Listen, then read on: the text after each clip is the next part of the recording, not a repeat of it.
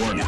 The Federal Communications Commission has determined the following content to be emotionally harmful.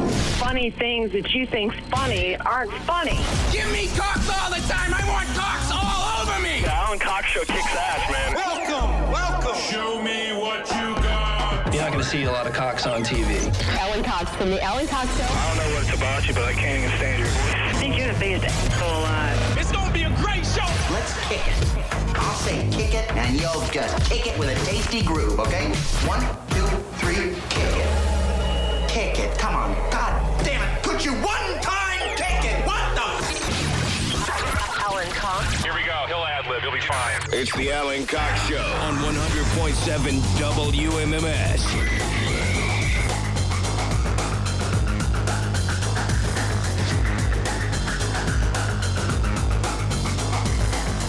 Hey, what's going on, gang? Good afternoon. Hi there. Greetings. High five, salutations, all that. Welcome, welcome. Thanks for being here. My name is Alan Cox. You just heard it, but I'll say it again. There it is. But I'm not alone. Say hi to Bill Squire. He's right over there. Hey, creepy hugs, everyone. Thanks for listening to and watching this episode of the Alan Cox Show. Don't forget to like, subscribe, and share a cold one with the boys. Hey, there's Mary Santora. Hello, hi. And Poundcake is back in Studio G. Afternoon, white people. Happy Monday. It is a Monday. It's, well, whatever. It's doing stuff outside. It's not great. If you would like to join us, please do. Telephonically, you can call live 216-578-1007, 800-348-1007. I have a cough drop in. Maybe I should take that out. I didn't think you would notice it, but no. These are Jakeman's throat and chest. Coward. The pride of Boston since 1907 is what it says. And I only landed on those because I went to the pharmacy at Meijer this morning, and the cough drop section, I knew what I was looking for. I don't buy cough drops very often, but when I do, it's usually something special.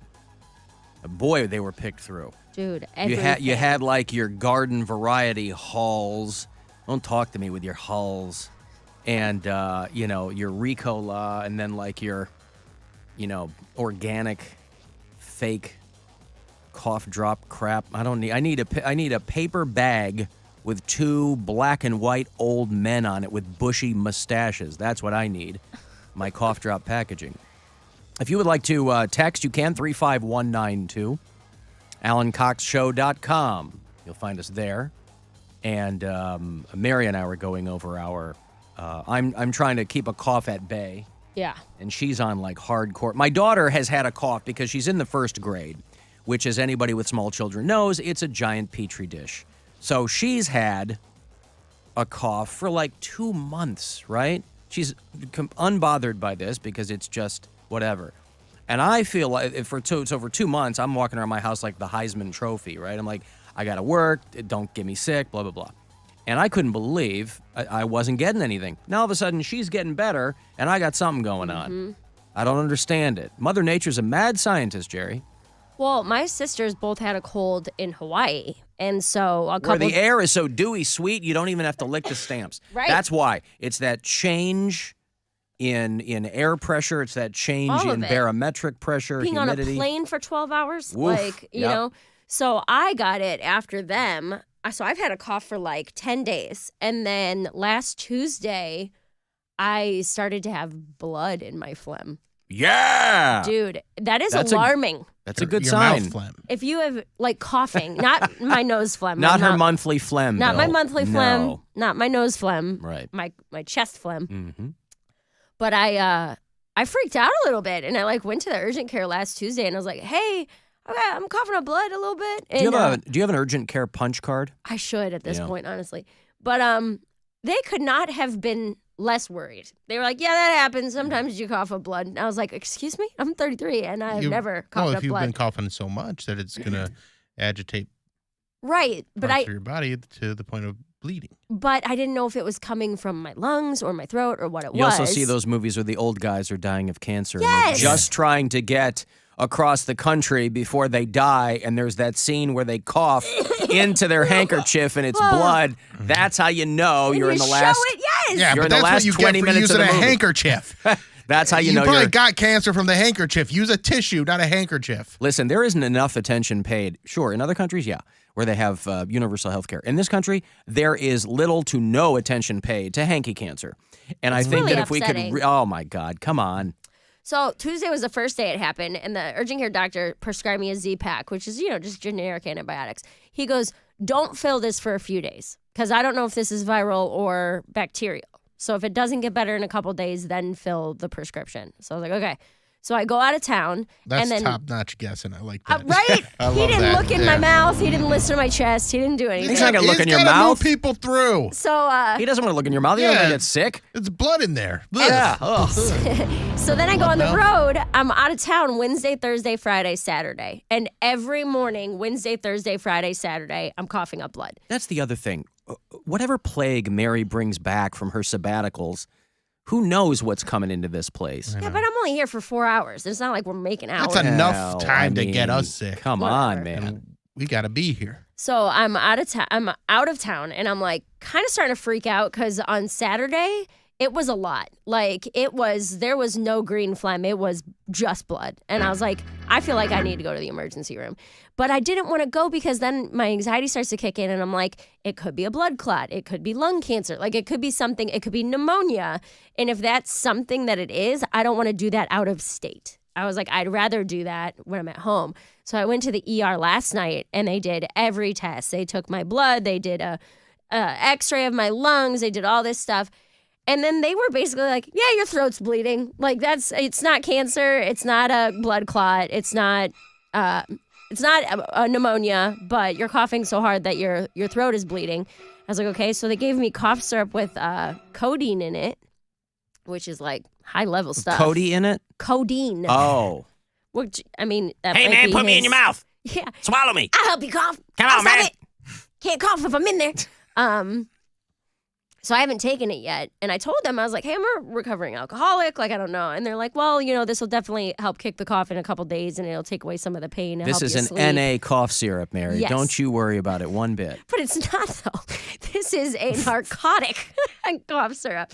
But I haven't taken it yet. But Yeah, it's alcohol-free. it is alcohol-free. You're right. I wasn't addicted to pills. So, but I was actually just surprised at how nonplussed the healthcare system seems to be with coughing up Yeah, blood. but what are they supposed to do? They're not Right. going to go, oh, my God. Well, like, that's exactly. She's like, they've it's- seen and this time of year, it's just a cattle call of hot meat coming through, Yeah. meat bags nonstop, going, oh, and they have to go, don't worry, Yeah, take this. exactly. Yeah. She was like, what they said is that it could even be left over from when I had COVID in January. My COVID test came back negative. But they're like, yeah, it might be long COVID. Sometimes that makes people cough up blood. Like, they're just so over it, Like, they're just... Well, they also, long COVID has become a hydra. Yeah. They don't know everything. Sure. People go, when COVID was first blowing up, we're pretty convinced that Gwen had COVID before it was a thing. She got real sick the Christmas before COVID exploded. And so in retrospect, we're like, maybe that's what you had, right? And she was having a lot of issues with her tongue at the time. And the doctors were like, well, COVID tongue isn't a thing. Yeah. Flash forward 3 years, COVID tongue is very much a thing. And so, good doctors will say that patients will tell you what the diagnosis is. Yeah. Because they'll tell you what's wrong with them. Yeah. And then but again, situation like this, they don't know everything that's happening. Yeah. And they were just basically like, they gave me a steroid to also take. So watch out, ladies. I'm going to get buff. It's not that kind of steroid. It's... I have it's not? oh, God. Now I can't remember what the name is. It's essentially your lungs are inflamed. Pluralism? No. It's pleurisy. Pleurisy. Yeah. That's it. That's what they said. That plus long COVID and severe cough with blood, essentially. There you go. So Right. I get... I mean, pluralism, listen, if you want to go down that road where maybe your throat is coming from a red state, I don't know. Yeah. But, Well, it is red. it is red now. Right. Yeah. There's a red state in the sink. But it's also apolitical. Most throats are. Yeah. Well, I don't know about that. It's a good way from avoiding having to get an abortion. Yeah. An apolitical throat. Yeah, there you go. Boy, you really But- thought your phlegm was full of blood before. Hey. I haven't taken my my narcotics yet, but because I didn't want to pass out on air. Whereas, like, as much as I don't want to be coughing, I also don't want to be melted into this chair. So I'm going to wait until tonight to take my first dose. Well, you know what it is? Our sitcom still in process, Everybody Loves Mayor, where she's a frontier lawyer. She's got all those frontier diseases. Yes. She's got the consumption. Dude, she's got tuberculosis. That's the joke I made, and they didn't laugh. They didn't laugh yesterday in the ER because I'm trying to keep it light because I'm freaking out. I'm coughing up blood. And she comes back and she's like, it's not, there's no blood clot. It's definitely not lung cancer. There's nothing on the x-rays. And I was like, is it consumption? She goes, no, not tuberculosis. Like, just totally. I was like, dude, come on, man. Consumption's not even a thing anymore. Like, that was supposed to be an Edgar Allan Poe type of joke. And I think I got the break bone, Ma. Right. My epilepsy is Fired up the iron lung. is kicking in. My barrel fever, Doc. Oh, boy. Well, all right. Well, we'll. By the way, Mary's only here today and tomorrow. So the remainder of the week, she'll be gone somewhere. Austin, and then Texas. she'll come back with some new plague that we'll contend with. There are no diseases in Austin, Texas. Joe Rogan. We will be, ask him about it, he'll tell you. We will be at the Clevelander for St. Patrick's Day this Friday. And so next week, we'll be just riding off the fumes from that. We'll be in such a good mood, it won't matter what she brings back with her. Next week, I Black think, dog, biliousness, who cares? Yeah. I'm going to bring back probably like the old school syphilis that makes your ears fall off and stuff. Yeah. Old school. Yeah. Leprosy, something. Yes. Ooh, I got a break. Listen, if you want to send a text for something, 35192 to do that, AlanCoxShow.com. You can watch, and we'll be back. It's the Alan Cox Show. On our free iHeartRadio app and your favorite smart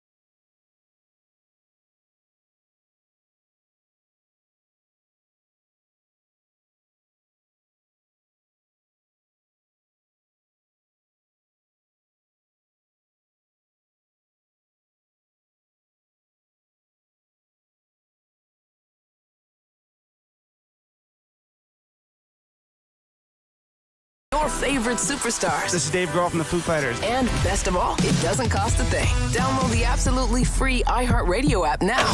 This is The Buzzard.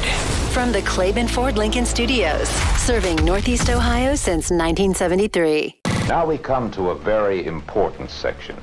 One that everyone dreads, or is embarrassed by, or tries to avoid completely. The Alan Cox Show on 100.7 WMMS.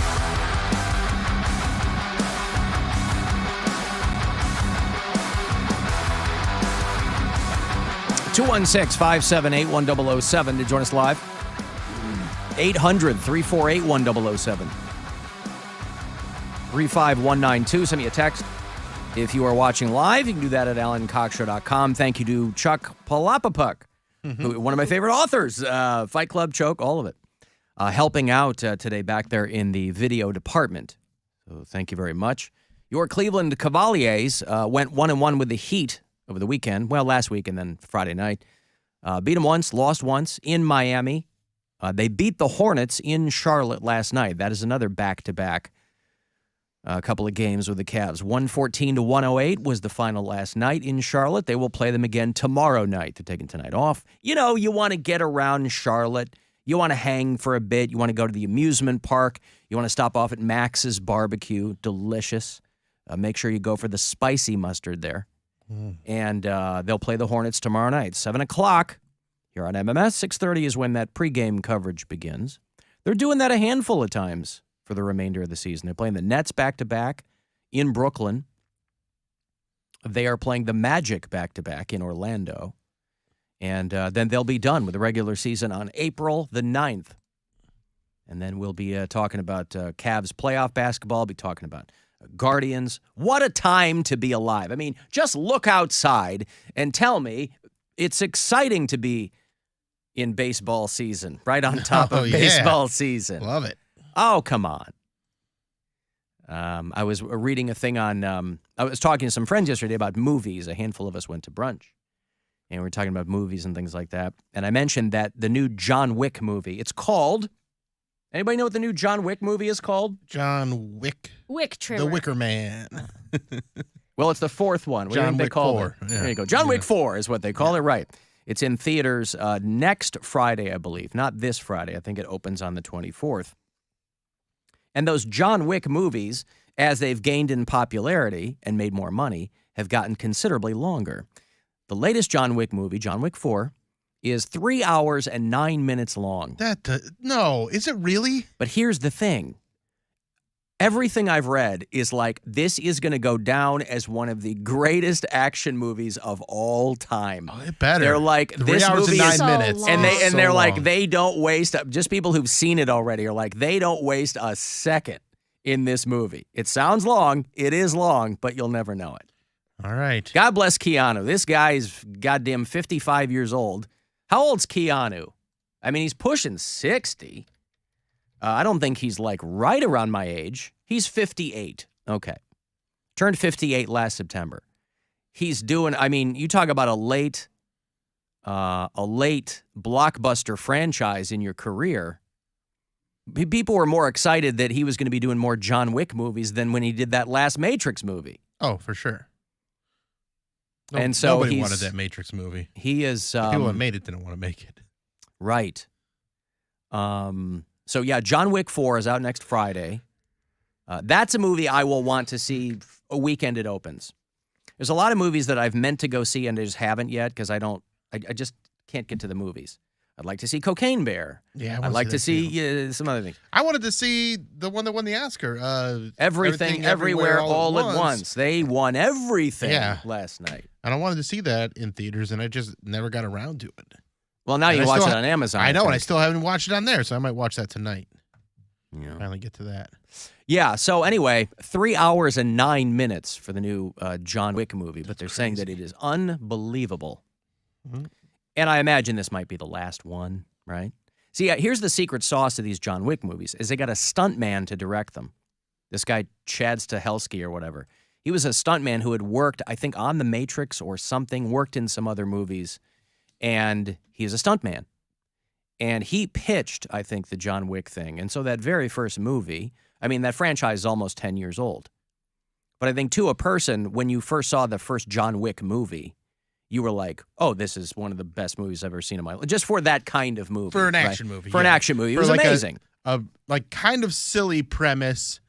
You know, they kill his dog, and he's like, yeah, right, I'm coming out of retirement, going to go get some revenge.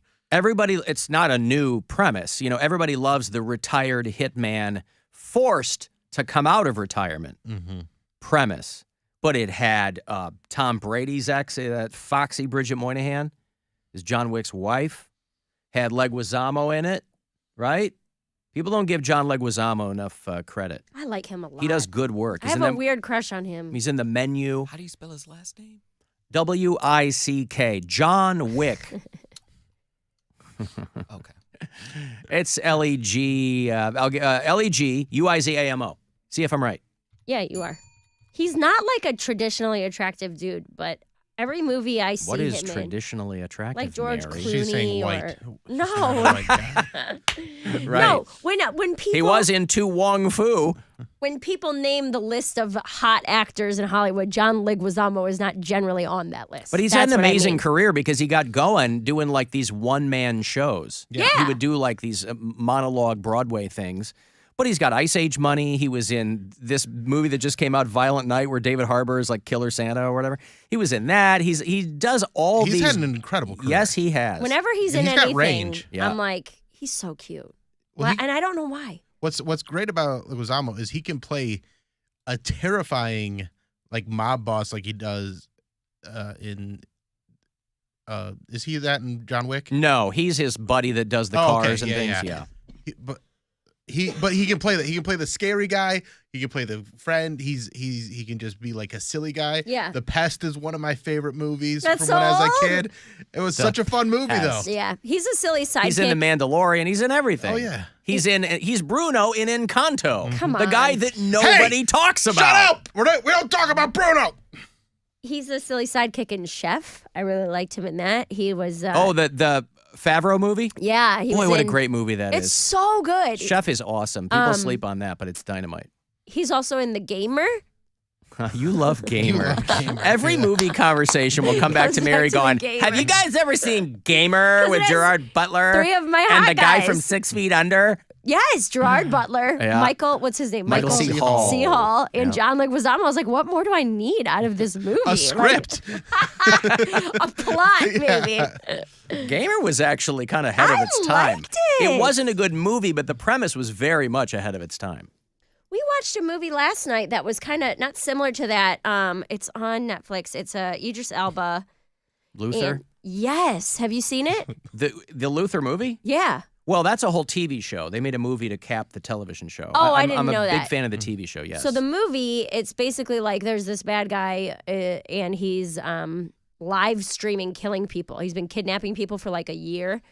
And he promotes it on like the dark web. Like It's called watch- Luther Meets the East Side of Cleveland. Yeah, right. He's like, watch these people die. You can vote in real time on how you want them to die, like burn to death or slit their throat or whatever. And it's like such a crazy concept because I'm like, I feel like this could really happen. Like, I feel like It's probably happened. It here. has that's the happened, other thing. yeah. Like that whole, I don't know, man. It's so creepy because there's people. You know, they show 180,000 people all over the world live streaming, watching them stab people and stuff. And obviously, Idris Elba is the good guy trying to shut it down. Dude, but- I can't watch that stuff because I won't sleep right after that. Like there was that tragedy a couple years ago on like Valentine's Day where that guy like got shot. That was like on Facebook or something. That's what I was talking about, that old guy on the east side. Like I can't, and people were like watching that, and I just. I don't know how it stayed on Facebook as long as it did, but like people were watching. There's no one at the wheel over there.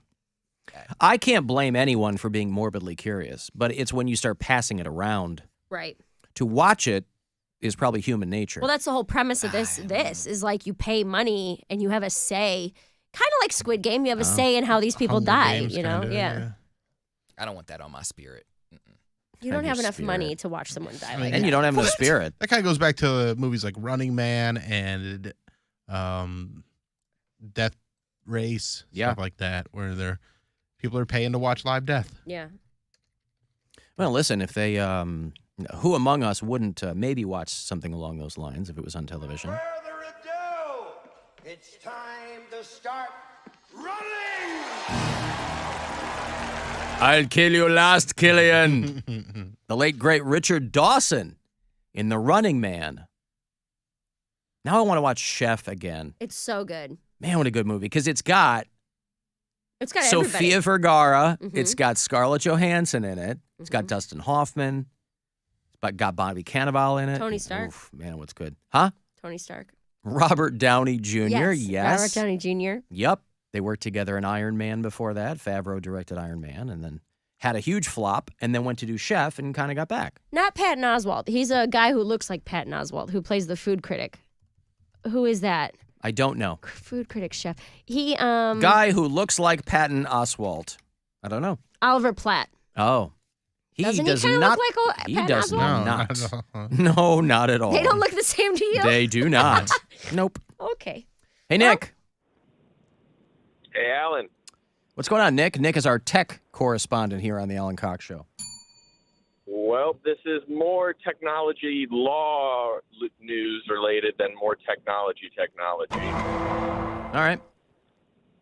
Well, some people will say our First Amendment is under attack, but that's not actually what's happening here. In the Supreme Court, it's going under their permise, whatever you want to call it now. Their that purview? Thank you, sorry. It's not the word correspondent. Yeah. Are you no, talking not about the at all. Sullivan case? What are you talking about? Yeah, the case where companies may soon actually have to care what their clients or users post Right. instead of just caring when they absolutely have to. Right. Yes.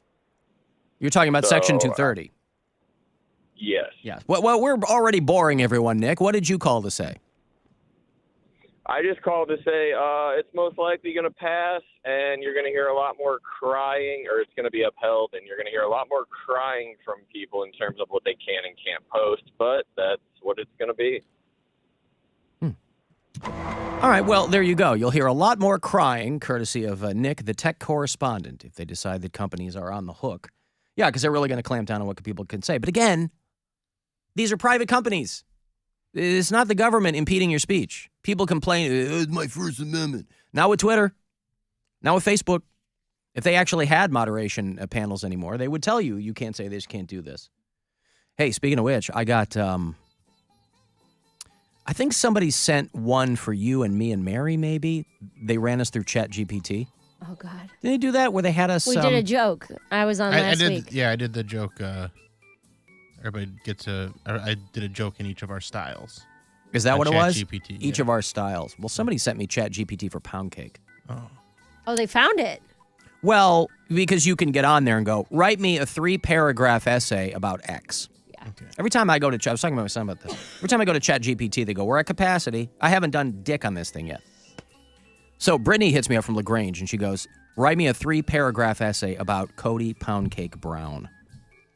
And it kicked out a 3-paragraph essay about our own Cody Poundcake Brown. And you know, there's all these conversations being had more and more about this, about students using it, about people using AI as a shortcut to whatever. This could be the perfect shortcut for when he's trying to get his own show elsewhere in the United States, right? Just a quick, you'd have to edit this, obviously, but a 3-paragraph essay that AI kicked out for you. Are you interested in hearing it, Cody? Absolutely. You want to hear what the AI said? I want to see if it's a better pound cake than pound cake. Well, absolutely. I'll let you be the judge. Cody Poundcake Brown is a radio host and social media personality known for his unique sense of humor and entertaining on-air persona. Born and raised in Ohio, Brown got his start in radio as an intern for the popular Cleveland morning show, The Alan Cox Show. Hell So yeah. close. So close. He quickly made a name for himself with his infectious energy and quirky commentary, and was eventually hired as a full-time on-air personality. That's paragraph 1.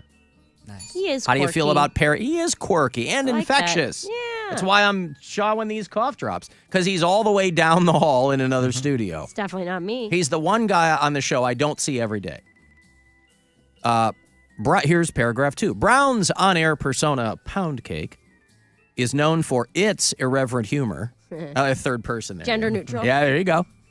And candid commentary on a wide range of topics. He has a particular talent for finding the humor in everyday situations. Aww. Love that. And his quick wit and infectious charm, there's infectious again. You'd think that AI would have a vast array of adjectives to Walking apply. infection. Have won him a devoted following of fans both on the radio and on social media. Brown's honesty and willingness to share his own experiences have also made him a role model for many young people. It's made him a role model. Roll cake. Well, we've known that for a long, long time, though. I mean, we've known that he's... Hey, I molest children. But that's, listen, that's neither here nor there. Here's how do you feel about paragraph 2? I like it. All right. Pretty good. Here's paragraph 3, courtesy of Brittany put in Chat GPT, just for you. In addition to his work on the radio, Brown is a talented writer and performer. Not incorrect. He has created a number of viral videos and social media posts that have gained him national attention. And he has also written and performed his own comedy sketches. I have. Once. Did he? He did 5 minutes at a comedy tour, Alan Cox Show comedy tour. But I thought we wrote that for him. No, I wrote one joke for him. All right. Really, yeah. With here's infectious again. With his infectious, and this is AI. They've got the whole of the internet at its disposal, and it's thrown in infectious thrice. That's part of his brand, is being infectious. All right. With his infectious energy and unique sense of humor, Cody Poundcake Brown is definitely a rising star in the world of radio and entertainment. I like how they separate radio from entertainment. Radio and entertainment. I thought it was going to say a force to be reckoned with. Boy, I'm surprised that's not in there as many times as it went for infectious, a force to be reckoned with. That always felt a little, I know what people are trying to achieve with that phrase. It always felt a little aggressive. I'm a force. I'm a force to be reckoned with. It sounds there's a lot of retribution in there for. So there's, thank you, Brittany, out in LaGrange there. When you're in LaGrange, you got a lot of time to kill. And she, that's the 3-paragraph essay about our own little Poundcake Brown, courtesy of Chat GPT. Your thoughts? You like it? Yeah, I'm waiting for my Lifetime original movie. The biopic of Poundcake. Infectious, the Cody Poundcake Brown story, as told by Chat GPT. Man. Right? There's something there. That's a script. All right. I've got to take a break here. If you'd like to send a text, 35192. AlanCoxShow.com to watch, and you can listen wherever on the iHeartRadio app. 2 hours to midnight.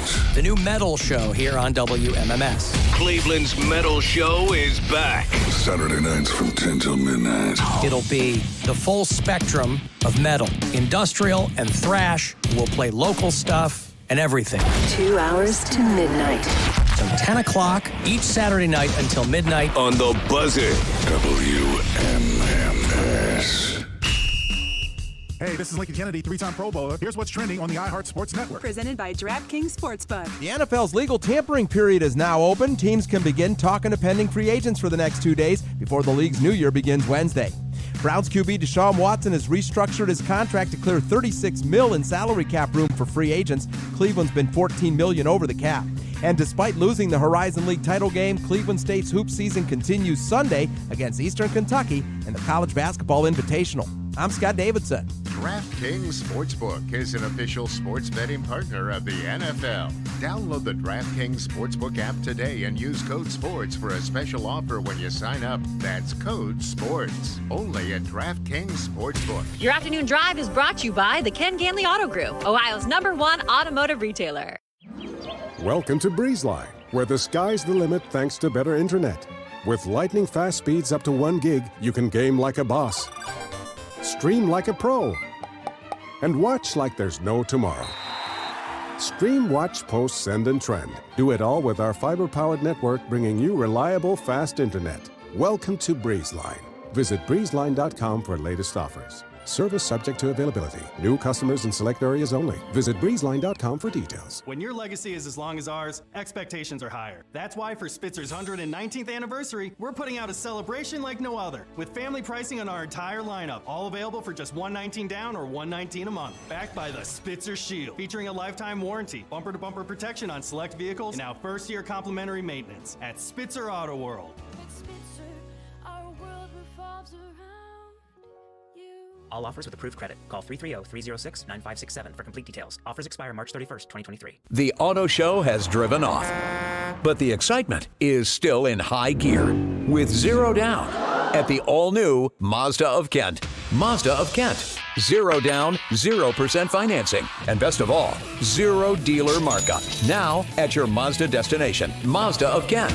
Plus, maintenance is no charge for 1 year. Check out the new Mazda CX-5 crossover SUV, Mazda CX-30 CUV, and the new 2023 Mazda CX-50 crossover SUV with zero dealer markup, zero down, and as low as 0% financing at the all-new Mazda of Kent.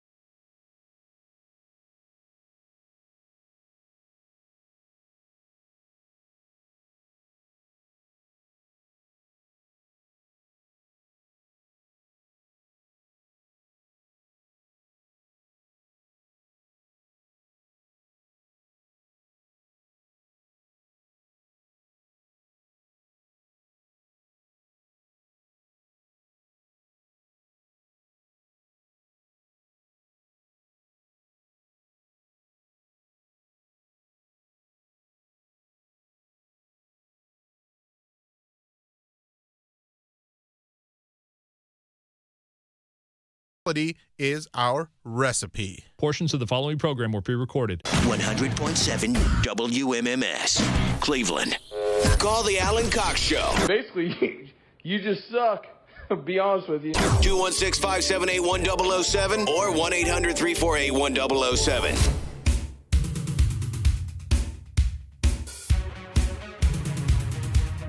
$35192. Want to send me a text? AlanCoxShow.com. Get all my socials there. You can watch live. If you listen to us on iHeartRadio, on the app, tell me where, if you're out of state and one of our bureau chiefs, whether you have checked in with me before or not. I like to know where people are. Rob listens to the show in New Orleans. Fat Joe is up in Eau Claire, Wisconsin. Christian is our bureau chief in Killeen, Texas. Zach is in Troutman, North Carolina. And we have a handful of bureau chiefs down in Hattiesburg, Mississippi. We got Rob, we got Kylie, who I think there's doing some graduate work down there. Somebody sent me a story about this dude down there in Hattiesburg, Mississippi, who made a promise to his grandmother that he would lose weight. I don't know if she's still alive, but he was 649 pounds. If you get a chance to peep this, brother, you should. Nicholas Kraft is the guy's name. And he was almost 700 pounds. And he lost 400 of them in 3 years. Good job. Him. Is that rapid weight loss? 100 over 100 pounds a year, 130 pounds a year? That's a lot, right? Wait. He lost how much? He lost 400 pounds in about 3 years. So over 100 pounds a year. That's like crazy. buck 30 a year, buck 33 a year. So, yeah, that is a lot, right? Mm-hmm. I mean, it's a lot, but I mean, in the course of 3 years, I don't know how long it would take to. And you figure they always say, like, what, the first 50 melts off you? I mean, once you stop doing what you were doing before. But I don't know if he mentions that the grandmother is still alive. Because if the grandma dies, this is a race against time. She's like, baby, you got to get down to, this is Mississippi, right? You got to get down to like a working weight. And he's like, yeah, I'll do it. Don't worry about it. I'll do it. But if she dies before you get to your goal weight, there's simply no way to know what 649 minus 400 is, but that's about where he is now. The doctors told me if I don't do something about my weight issue, I was going to end up dying between 3 to 5 years. So I made a change. It scared me. I had to do something about it. I had suicidal thoughts before, too. I talked to my grandmother. She's the one that really pushed me at the beginning, too. Yeah. Because when you're down there in Mississippi, you're eating good. You eat mud pies. Those of you familiar with the cuisine down there, of course, our bureau chiefs know this. You're eating fried chicken. You're eating biscuits and gravy. Now, this is eating good to a lot of other people. Not for me. Of course, my father's family is from down there. So I grew up eating a lot of that stuff. Some things I like, some things I did not like. I like catfish a lot. Cornbread, beautiful. Greens, awesome. Okra, yes. Biscuits and gravy, not my thing. Mm-mm. When we went to brunch yesterday, there were 8 of us, and I did not get what I had planned on getting. A lot of times we'll go somewhere, and I'll check the menu before we go. I think a lot of people do this. Yes. So that you don't have, you want to get it out of the way. You want to know you can have a conversation, and you're not, so when they come to you, it was a QR code menu, so I bring it up or whatever. And it's brunch, so it's a limited menu. But I was just looking for, like, a couple of eggs, give me some bacon, whatever. Usually for brunch, I'll go more savory. Yesterday, I went sweet because I didn't want biscuits and gravy, and the other things weren't hitting me, so I went for the French toast. Ooh, how was it? Yeah, I had about a quarter of it. It was fine. Of course you did. I mean, Quarter toast. no, because it was covered in, like, butter and apples and syrup. No, I get it, but it wasn't on, like, you normally, when I think of French toast, I think of, like, you make it with Texas toast, maybe? Do people do that? Yeah, brioche, you can. depending on... A brioche, Yeah. great example. This was like on a hard rye or something. I don't know. It was like a That's hipster weird. joint or something. Anyway. Yeah, that would. No. It didn't taste bad. It tasted good. But I'm like, I'm never going to. So I ate all the apples off top. And I'm like, I'm never going to eat all this, But anyway, I digress. This guy loses 400 pounds in 3 years. And you figure if you were 649 and you get down to 250, you're like, I'm good. Yeah. You got to get all that skin cut off you, but you're like, I'm good. You probably lose another 75 pounds in skin. Yeah, probably. If you can afford that procedure, which a lot of Yeah. those people can't. That's why they lose a lot of weight. And then you see them on like GoFundMe. They're like, hey, please, this is what I look like under my clothes, right? And it's just And a it's horror show. Not good. So, but once you got to give up the comeback sauce and fried dill pickles, it's like, oof. Hey, David. Yes, sir. So mazel tov to that guy. What's going on, David? Hey, there's a place called McCamey Manor, to where rich people from Vegas bet on people basically getting tortured or frozen or stuck in whatever, eat garbage. And that's a real thing. Instead of that movie, it actually exists. It's on YouTube. It's called McCamey Manor. It's horrifying. They use a lot of ex-military people to do waterboarding, torture type of stuff. It's crazy. Yeah. This wasn't like an urban legend. No, this is online, man. It'll freak you out. And they're long episodes, too. And if you It's look not. at the Is this husband and real the though? wife- Because it's on Netflix. this is why I called, because you're like, that it could be real. It is real. And McCamey, yeah, but you're talking about one of those like extreme haunted houses. Yeah. Yeah, where you have to sign a waiver. They're not killing people. You have to sign a waiver because they're going to put you in I duct know tape and they're throw not you in a killing box. people, but you sign a waiver. I've watched most of them. Right. It's crazy. I just wanted to call because you talked about that movie that people bet on people getting tortured, how Right. you want them to die. But it's not dying, but they're extreme. So, Right. Yeah, this is one of those People places bet where they on go, it. hey, if you get all the way through it, we'll give you $20,000. But of course, they make it so that Yeah. everybody bails at some They do point. it. Yep. Okay, so you know about it. Okay. I've heard, I mean, That's all I know what you're talking about, yeah. And then they live stream Okay, it, that's so all I it's like, yeah. Right. Okay, thank you. There's David and Lorraine. He was cutting out a little bit there. But yeah, that you can bet on if people are going to bail from this extreme haunted house. I thought he Haunted, was The Act talking of the about that. Scare, Dark Tourist episode. So there's like a ton of these episodes. Yeah, there's shows on like Discovery, I think. My wife likes these kinds of shows. We were watching one called Michigan Hell House yesterday. And because she enjoys those kinds of shows, she usually watches them more for the historical aspect of these houses and things, right? We're watching one called Michigan Hell House, which is this family that has this home outside Saginaw, Michigan. And these two guys, these brothers, who are all grown up. They're like late 60s, early 70s at this point. But when they were younger, the woman across the street was a witch. And she put spells on them and all this stuff. And so we're watching the show, and I'm making a concerted effort to keep my mouth shut because it's not going to be fun for Gwen if I'm sitting there the whole time going, Jesus Christ. I mean, she knows, she gets it, and she doesn't need me piling on. But it is one of those shows. And what I can't stop playing over in my head is, it is amazing, what some people will believe and not believe.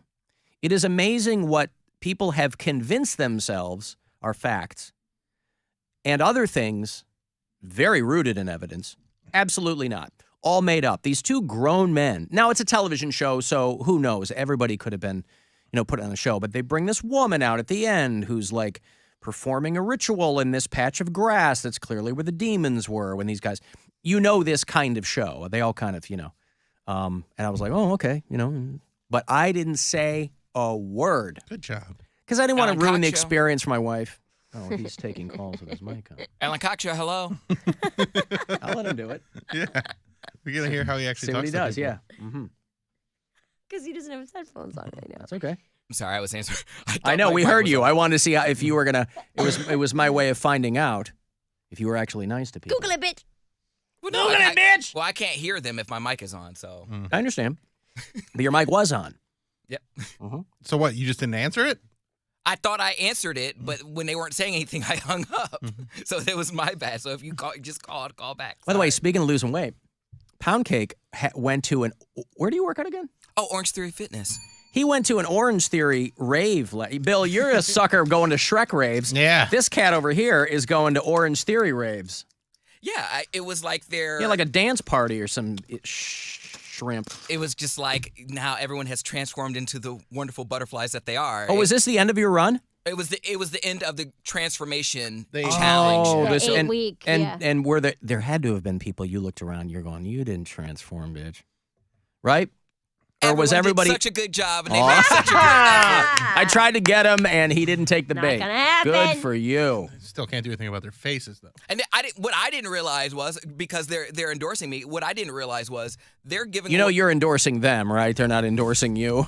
I guess it's a little back and forth, isn't it? They can put him up on the wall and go, look at Cody Poundcake Brown. He's infectious everywhere, but here at Orange Theory Fitness. They were giving away $250 checks. Did you win one? No, I didn't.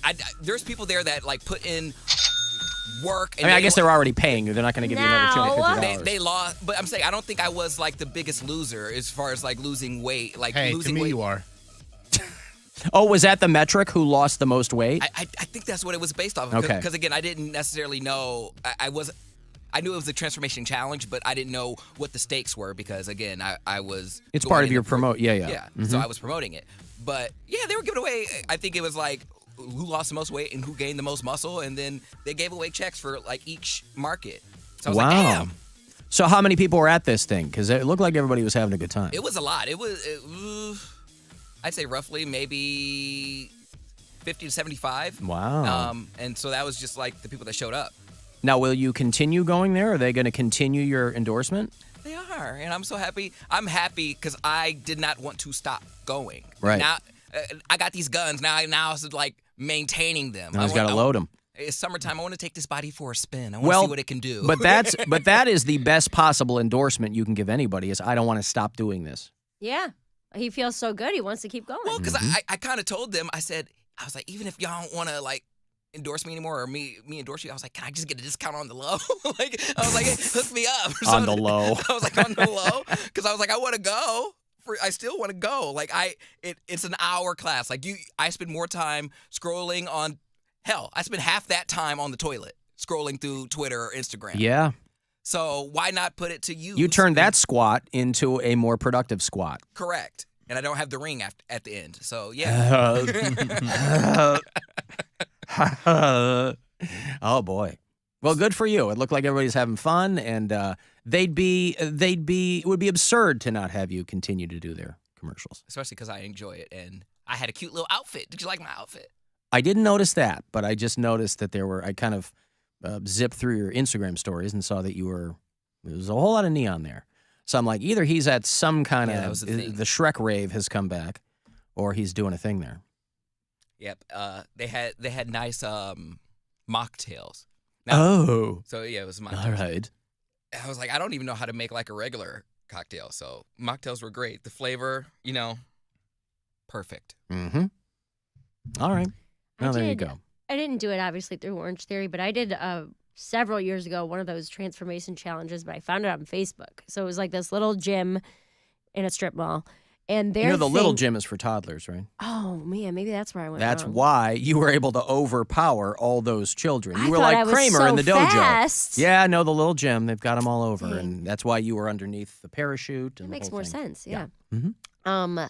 But they were giving out, so their advertised was a free 8-week transformation challenge, right? So I go in and I'm like, And you took them at their word. Well, I go in and I'm like, I'd love to know more about this free 8-week. Well, your first workout's free. You can kind of see how this goes, blah, blah, blah. And what it is you had to set a goal weight at the beginning of it, right? So like I weigh 140 pounds. Say my goal weight was 125.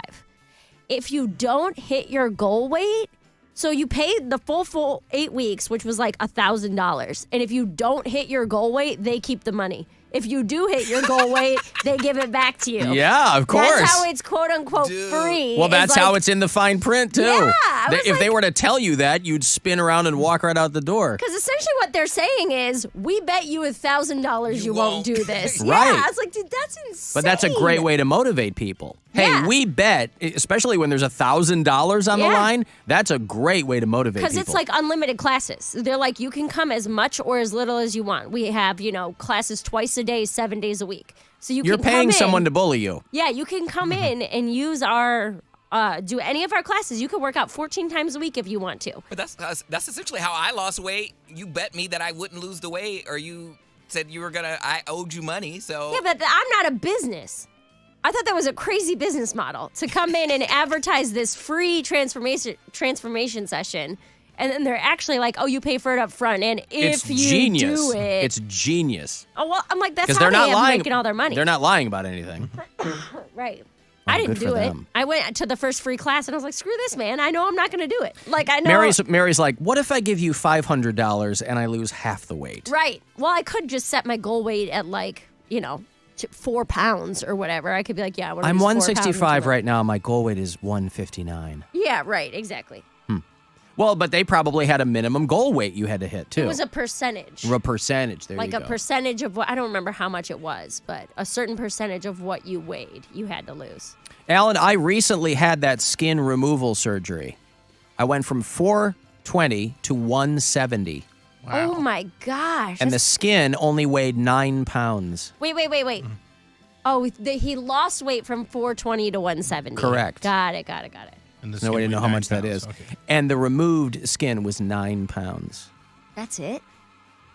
That's a lot of, almost 10 pounds of just skin. I thought it would be like 50 pounds of skin. I don't know. Yeah, maybe. Maybe that's why they said only 9 pounds. Well, I don't know. that guy was also 700 pounds. The guy that I played the clip from, yes. So his would be a lot more than that, but still. But still, 420 to 170, boy, that's crazy. impressive. That's awesome. There's no way to know how much weight you lost. But wow. Alan, is Poundcake willing to share his current weight? Yeah, no, I gained weight. I gained muscle. I'm at. He's heavier now, but because of muscle. I'm at 180. So you gained 14 pounds. In muscle. Didn't you weigh 166? I was that was like in December. So at the end of your Alan Cox Show challenge. So That's what I mean. So I was 173, 174 when I. Yeah, because he kind of went hog wild after we. I was going to say, your got the money. Your last weigh-in was 168 in December, and then when we came back on the 3rd of January, you were 175. So you said you're 180 now? Yeah, I'm like 180 on the mark. That's nothing. 5 pounds of muscle. Excuse me? I thought that's you nothing. went from... Mary goes, that's nothing. All of your achievements, nothing is what that is. I thought he gained 14 pounds of muscle, and I was like, dang, hey, dude, hey, ripped. Poundcake, you know this thing that we can literally measure? It's nothing. It's zero. Whatever. Mary, you're doing a good job talking to Poundcake like I talked to you. I appreciate it. Talk about infectious. Mm-hmm. You know, you're rubbing off on Mary. Mm-hmm. It was funny, though, because I could literally, even if I couldn't tell the difference, I can feel the difference because one of the teachers there, one of the coaches, was watching me when I first started doing the squats. Like, we were doing whatever exercise there, and I would do the squats, and my legs were all trembling. I was like, I can't do this, face turning all red. Thought I was going to pass out. The very first endorsement I ever got when I came to WMMS was P90X. Do you remember P90X? Oh, you're so old. It's the old Tony Horton thing, right? Well, Gwen and I had already been doing it. So we were like at P35X or whatever it was. And I think I had mentioned on the air or something, and it just so happened they were starting to do some campaign. And so our marketing director at the time comes to me and goes, hey, do you want to do P90X? I go, yeah, I'm already doing it. They can pay me to continue doing it. I'm going to do it either way. But back then, they had to take shirtless pictures of me every week. Uh-huh. And I'm like, boy, they couldn't do that now. Oh, I don't think there's any way they could. If they were like, oh, we're going to take shirtless pictures of Cody every week, I don't know that would even be part of the thing. Well, if you agree to it. You agree to it, but still, I just don't know that anybody would go, this is going to be part of our big campaign. Just how sensitive some people are about stuff. Right. But that was a good motivator, too. Mary did say take before and after pictures. So I took before, and I will just say I don't know if you can achieve abs in 8 weeks. I don't know. People probably can, but that's probably, multiple. Like, I was going 3 times a week, and I still don't have abs yet. So I don't know how many times. Well, they're in there. How long they're always in there. Abs is mostly food. Okay, well. I mean, you have abs are made in the kitchen. That's what they say. You have to train them, but abs is like, you got to be eating pretty clean if you want to see your abs. Oh, I'm trying. I'm working on it. I'm not going to be good this week because it's St. Patrick's Day. Do whatever you want. You're doing great. I'm just saying. Oh, you are coming then? Oh. Or did you mean St. Patrick's Day in the royal sense? In the royal sense. Oh, he's still not, you son of a Non-committal. bitch. He's still not committing to Friday at the Clevelander. If you want this bad, bitch, I'll be she's out not wilding committed. for St. Patty's Day. Maybe I'll stick my head in. I'll tell you what, day of, if we don't hear, day of, security. Keeping him from the establishment. I'm going to put your picture on every door at that place. I'm going to go, look at this guy. Don't let him in. That's right. He used to be fatter. This is what he looks like now. Well, with my newly Don't let required him muscles, might have to put some hands to someone. I ain't yoked up a bitch in over a year. Yeah. Well, that'll be the perfect time to return to form.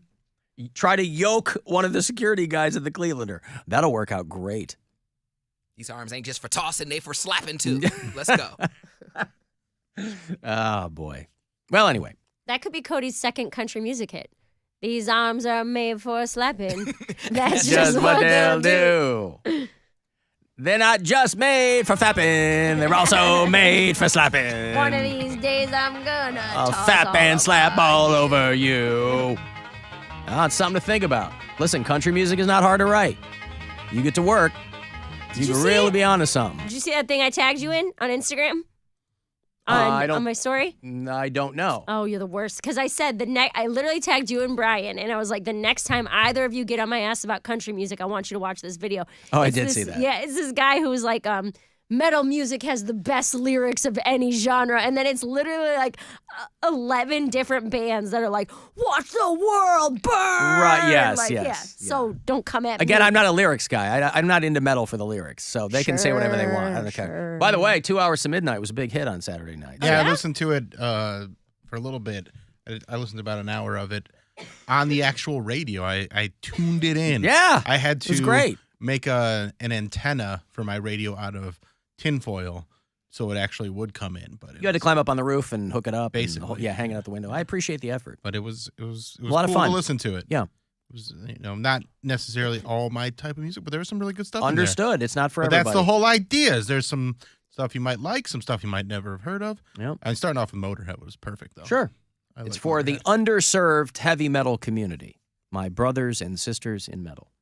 I got to take a break here. If you want to send a text, 35192 to do that, AlanCoxShow.com to watch, and we'll be back. This is the Alan Cox Show. Everywhere on our free iHeartRadio app or whatever smart device you have. Just tell it to play the Alan Cox Show.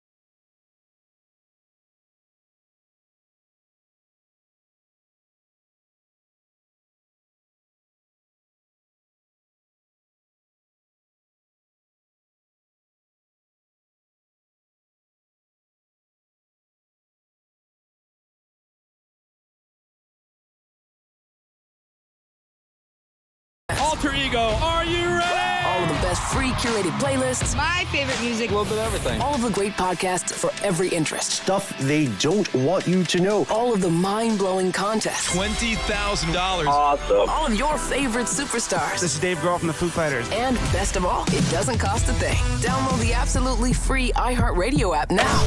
This is The Buzzard. From the Claiborne Ford Lincoln Studios, serving Northeast Ohio since 1973. It's time to give stuff away.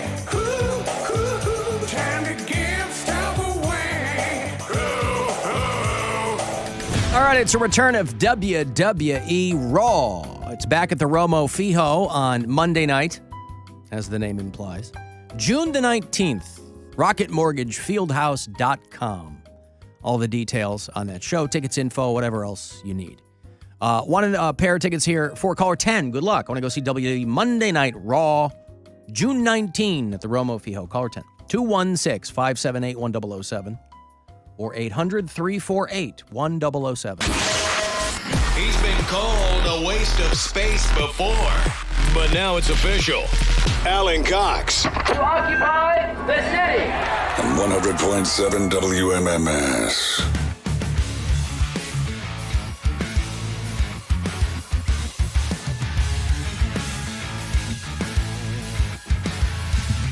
$35192. Want to send me a text. I have those Raw tickets for you all week. Going to hook you up for the Sandler show. Adam Sandler's back April 19th. Play the Romo Fijo. I want to go see Skinnerd, Jacob Civilian at Nautica, Andrew Santino and Bobby Lee bringing the Bad Friends podcast to Northfield Park. Get you there. And not to be outdone, last but obviously not least, the Cleveland Home and Remodel Expo. This is the thing that Brian's going to be dragging Mary to. Oh, my gosh. Is She's the already Cleveland excited. Home and Remodel Expo, except you'll be out of town. How do you know? Well, will you be out of town the weekend of the 25th? Yes. You will be out of town. So he'll have to go by himself. Or he'll have to find somebody to go with him. Hey. You know, some people have a work wife. He's a garbage man, so that's probably not the case unless, like, Brenda in accounts payable or something like that. No. But he would be more likely to have, like a home and gardening wife or something, you know? Like a friend in a like a Reddit sub. He has For home and remodeling people. He has a friend who does a lot of side projects like that. Like the guy came and painted our house and stuff, but it's a boy, so they might go together. A boy? You mean a male or a boy? A male.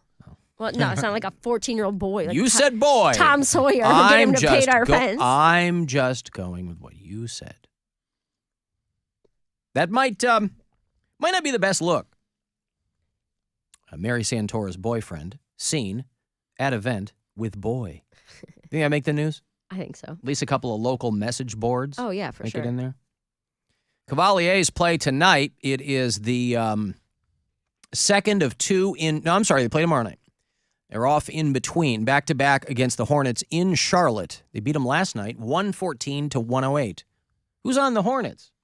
You got Lonzo, or LaMelo Ball. Yep. He's Lonzo's injured. out.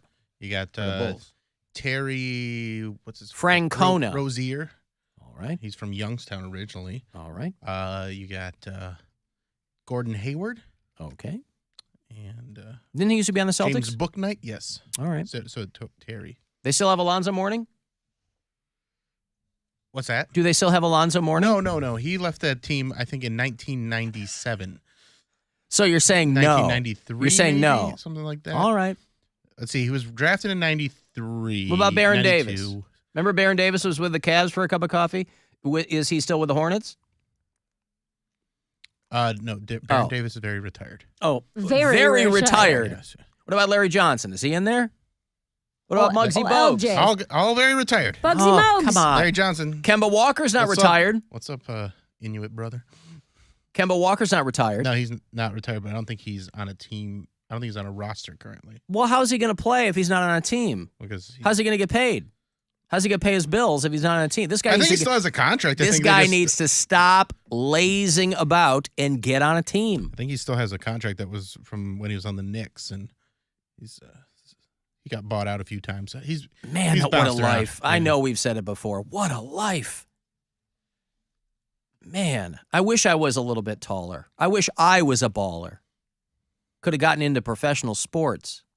They fire you and they got to pay you for another 10 years. Oh, God. I had a very sports-filled day The yesterday. dream. Oh, yeah? I went to my friend Leslie. She calls into the show from time to time. It was the dodgeball finals. Mm-hmm. And it was over. Was it on the Ocho? It was over at Studio West 117th. Poundcake's The big stomping ground. LGBTQ complex. Yes. That makes sense for dodgeball? Yeah. Well, it's the Stonewall League. And Poundcake, that place is fantastic. He's been there a few times. That was my first time going there.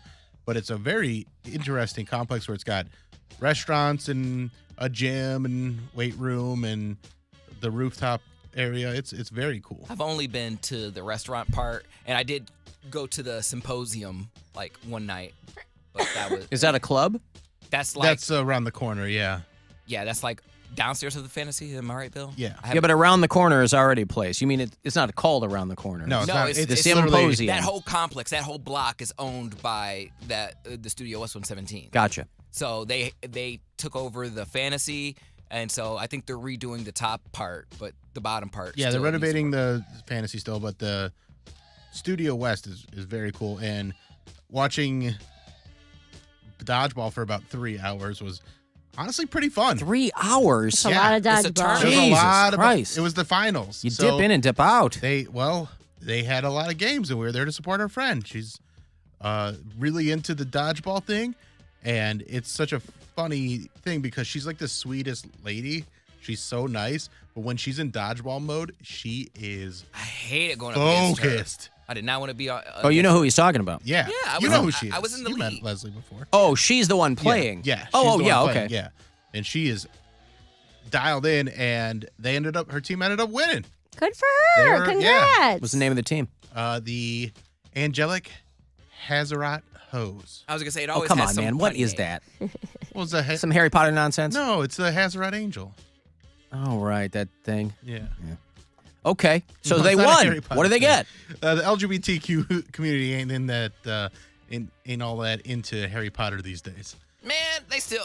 It's What, Harry because Potter, of J.K. Rowling? Yeah. They don't care about that. A lot of them do. No, if lot you're of a Harry Potter nerd, you don't care what she says. A lot you of them love do. Harry Potter. A lot As of them do. adults into Harry Potter. Anyway, what did they win for winning? Trophies, and I don't know if there was a cash prize or anything, but 3 hours and no cash prize. they were very happy. They bested every other adult dodgeball team in Yes. the league and no cash prize. I didn't ask. I don't know. You were there for 3 hours. Yeah, but I wasn't there for the. I You didn't left- ask? As soon as they won, we left. We're like, okay, we had fun. Bye bye. Oh, because you couldn't wait to get out of there by then. Yeah, we don't want to stay for the ceremony. Or whatever it was. I don't think there's a cash prize. It's a rec league. Was there a raising of like the Lombardi Trophy or anything like that? And they had like a presentation. The Ben Stiller, Jason Bateman Memorial Trophy? They had a presentation and stuff of awards and trophy. We didn't stick around for that because it was in a gym too, so it wasn't like at one So there's point in it this was complex packed. there's a gym. They're not playing this in one of the restaurants. No, or it's something, the dodgeball. It's a legit gym. Wow. It's a right in the middle of Got- all the bars. yeah. So like the bars are on one side and then the gym is the other side of the I complex. think they're about to have like a rave there soon too.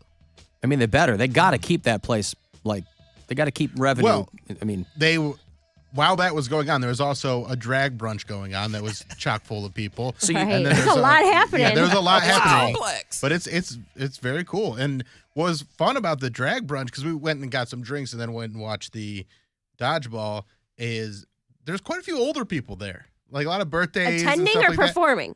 Just attending. And Okay. then, but little like from column having, A, little from column B. having a good time. But that's what I told you. It's a daddy bar. Like when I These went are old there. ladies. When I went there the first time, I was like, who are these gays? Because I will admit, as much as I talked about there being a gayborhood in Cleveland, I didn't think we had enough gays to fill it. So when I went for the first time, I was like, I don't know these gays. These are some foreign gays. These are imports. Like I was like, I don't know who. They're importing gay people into. I have never. Yeah, but that's just. But your perspective comes from you just believe you've met every gay person in Cleveland. Not that I have met them, but I have seen the gay. I've seen them. Like I've been to Pride. I've been to every gay club that this city has. I've been to Cocktails. I've been to Vibe. I've been to the Hawk, the Leather Stallion. I've been to all of them. So I figure if there was a hidden gay clientele, I would see them. I go there. I'm like, I ain't never seen these people before. And they're Wait, so you spending thought money. every gay person in Cleveland was just going to the same places all the time? Is that? Yeah. Huh. Yeah. Yeah, I did. Why'd you say that? Yeah. I don't know. But I am not gay. I have relationships with women and sex with men. And I got news for you. That means you're gay. Yeah, means you're gay. Ice-T, by the way, was supposed to be on the show tomorrow. He has to postpone. Oh, that's a bummer. That is a bummer. I was going to ask him about that guy. Who? That's not from Law & Order. That is from his real life, a friend of his. Okay, so anyway, Poundcake believes that Cleveland had to import homosexuals these gays just to get the revenue up. Okay. They were coming from other cities. I bet you they were coming from other cities. And boy, weren't you embarrassed when you're like, oh, where are you from? And they go, right up the street, homie. Like, oh. Now it's a destination. That area is like a destination for outside gays to come in. Now they have a place to go. They have a. So now that you're in shape, are you going to be frequenting that establishment, that complex? I've been like, matter of fact, He's each done a time few I've gone, times, yeah. I've gone on a date there. Like, You got to take McDonald's, boy. he's been there, of course, because he's a daddy. You can go more than once, you know. I know, mean- I have. I've gone like 3 times already. Oh, okay. Went on a date. That was the first time I went, and then I took my friend there, and that was like her first drag show. So it was good showing her. I was going to ask how that And then- drag brunch in Wadsworth went, but somebody already sent me the. Oh yeah. Oh like a yeah, great somebody time pulled a down gun and a guy got maced, and there's Nazis there, and of course, A lot of Nazis. of course, Ohio loves its Nazis. There was a drag brunch, or not a drag brunch, but a drag show later at 6 o'clock, and the host of that drag show had a great name, Anya Nerve. Oh yeah, yeah. I should have been last nerve. On your last nerve. That's pretty good. I don't know if you're going to top "A Wish a Bitch Would," Yeah. but it is a huge loss to the entire drag community. You should sell that that "A Wish name, was Poundcake. just one and done. Because that's such a good name. Someone would probably buy it off you. I imagine, as much as I like to think I'm original, I guarantee you somebody probably has that name. It's just a different spelling. Someone probably already has it because it's like I loved it. I thought it was so unique, and then I'm like, A nothing's different spelling. Wow. I'm saying nothing's unique anymore. So any great idea someone's already thought of. So I guarantee you somebody probably already has it. That's like really serious about drag, and they probably have the handle. All right. But I love it. But Well, it is a good name. Yeah, no protesters at the event I was at. They I were down in Wadsworth. Because I feel like they spend too much money on that area. Like they want it to be for gays. So you know what's popping over there. Don't bring people over there if you don't want to see gay stuff. Well, I did a quick Google search there and an article from a couple of years ago on Thodacy, a website peeking through the glory hole of New York City nightlife, is what it's called. Somebody said, if I had to do a drag show, my name would be A Wish a Bitch Would. See? But this is the only other thing that I've seen on it. And that's not someone that said they did do it. That's and this is a someone that website probably nobody here is reading. Yeah. Who the hell's reading Thotify? Or Thodacy or whatever the hell it's called. I like that one. Thodacy. Well, there you go. It's already trademarked. Don't take a Poundcake. I already trademarked it.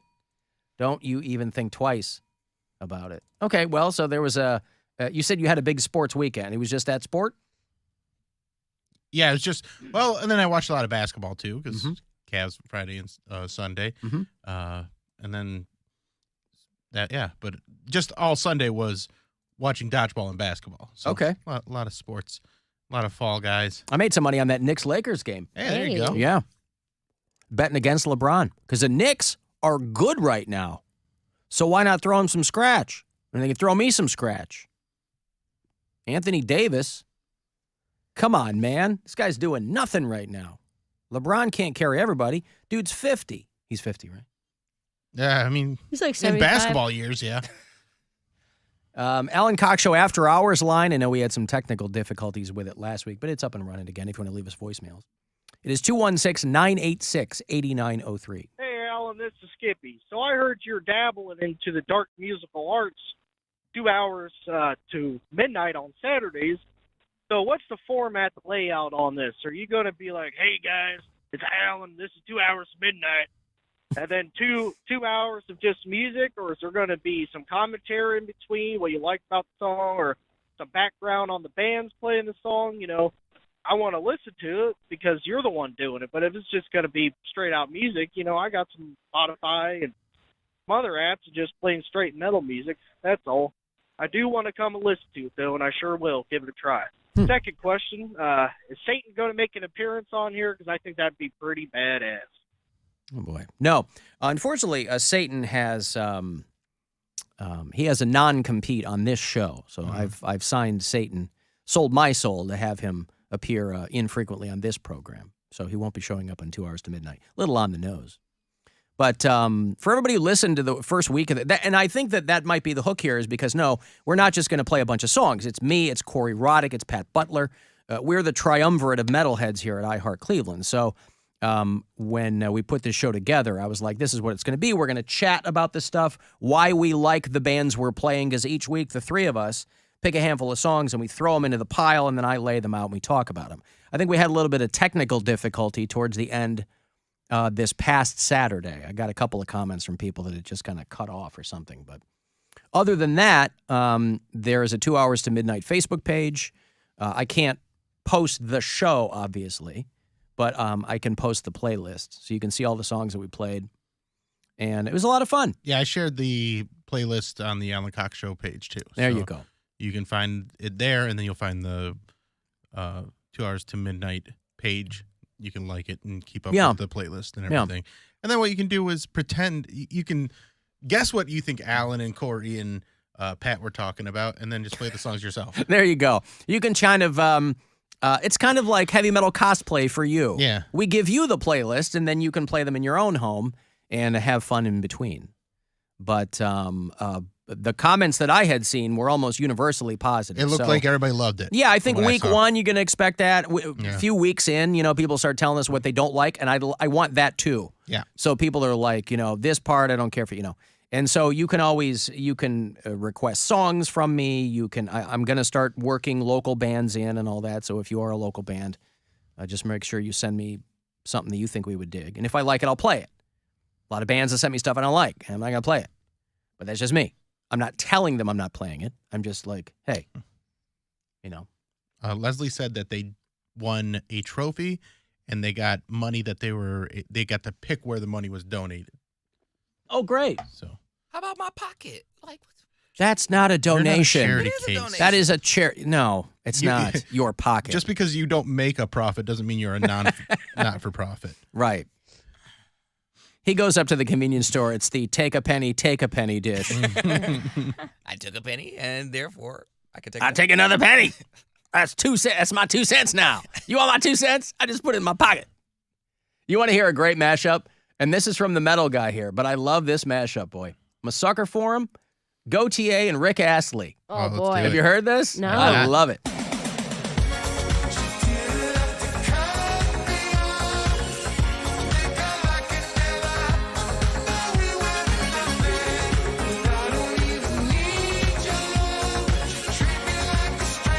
This has got drag brunch vibes. I love it. It really does.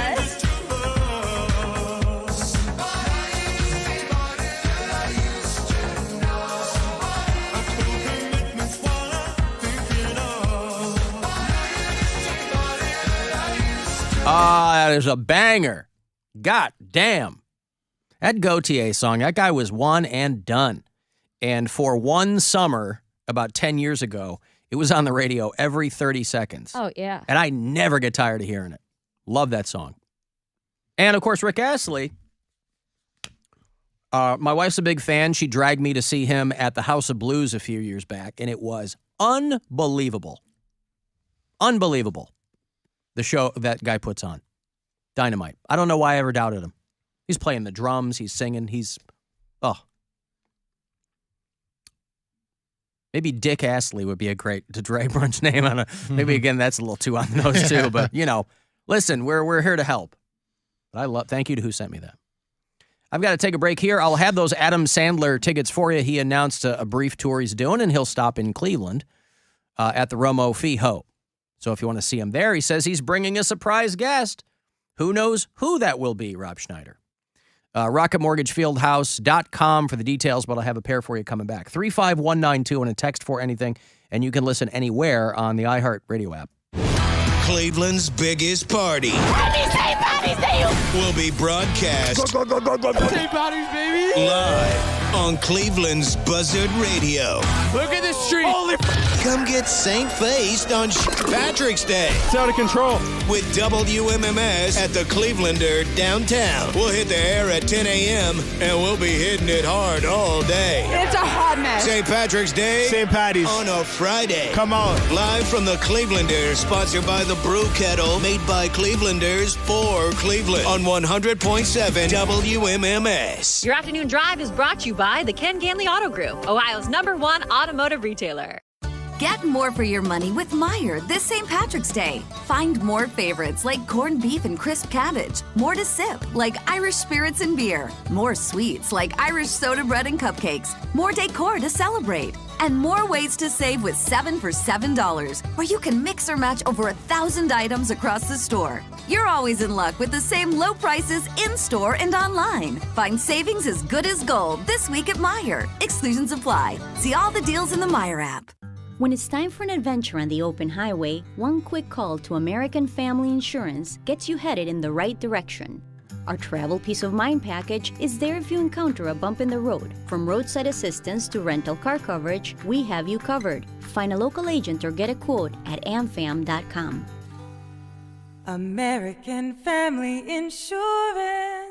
American Family Mutual Insurance Company, SI, and its operating company, 6000 American Parkway, Madison, Wisconsin. Every March, Jersey Mike's turns money from subs into charitable donations. And March 29th is Jersey Mike's annual Day of Giving, where 100% of sales are donated to local charities. And to kick off all that giving, Peter gave me an apron. I'm honored. Looking good, Danny. We've got subs to make, though. Yeah. Now I know why you gave me the apron. Yeah. Join us Wednesday, March 29th for Jersey Mike's Day of Giving. Be a sub above.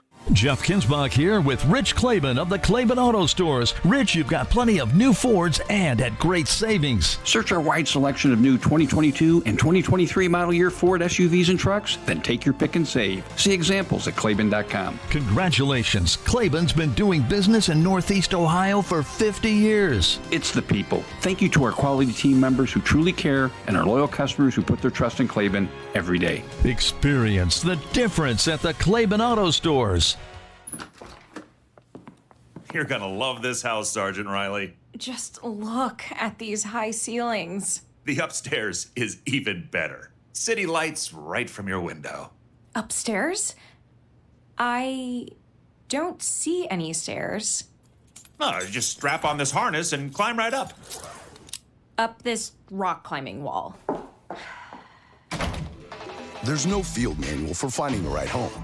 But when you do, USAA Homeowners Insurance can help protect it the right way. Like saving up to 15% with our claims-free discount if you haven't filed a claim in 5 years, even if you've been with another provider. Learn more today at usaa.com/insuremyhome. USAA. Ability to receive a quote depends on membership eligibility. Membership eligibility and product restrictions apply and are subject to change. Discounts vary by location and may not be available in all states. Restrictions apply. USAA means United Services Automobile Association and its affiliates, San Antonio, Texas. Everywhere man has gone, they have followed until now. Introduce your bedbugs to the heat at Bedbugs Barbecue, Cleveland's #1 bedbug exterminator. Learn more at bedbugbbq.com.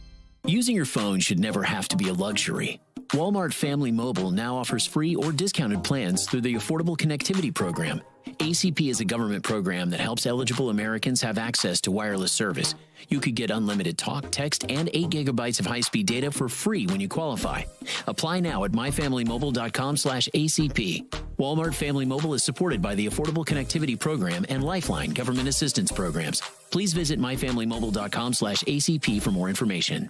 Join the Brew Kettle at Cleveland's biggest party on St. Patrick's Day with WMMS at the Clevelander downtown. Taps start flowing at 10 a.m. with the Buzzard and the Brew Kettle and White Raja, Cleveland's flagship West Coast IPA. The Brew Kettle brews premium ales by Clevelanders for Cleveland. Spectrum Business is the no-nonsense way for small businesses to stay connected with fast, reliable internet service and Spectrum Business Connect, the all-in-one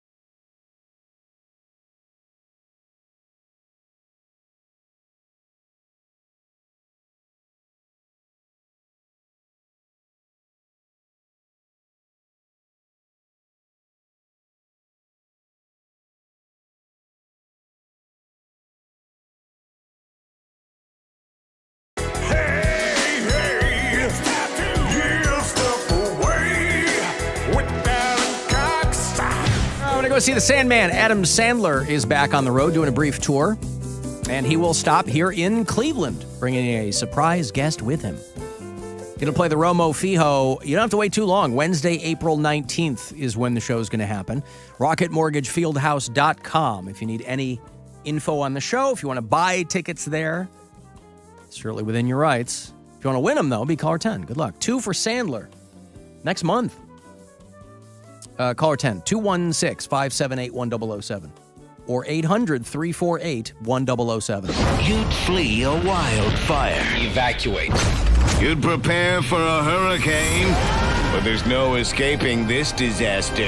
It's one of the worst disasters that I've seen in my career. It's the Alan Cox Show. On 100.7 WMMS.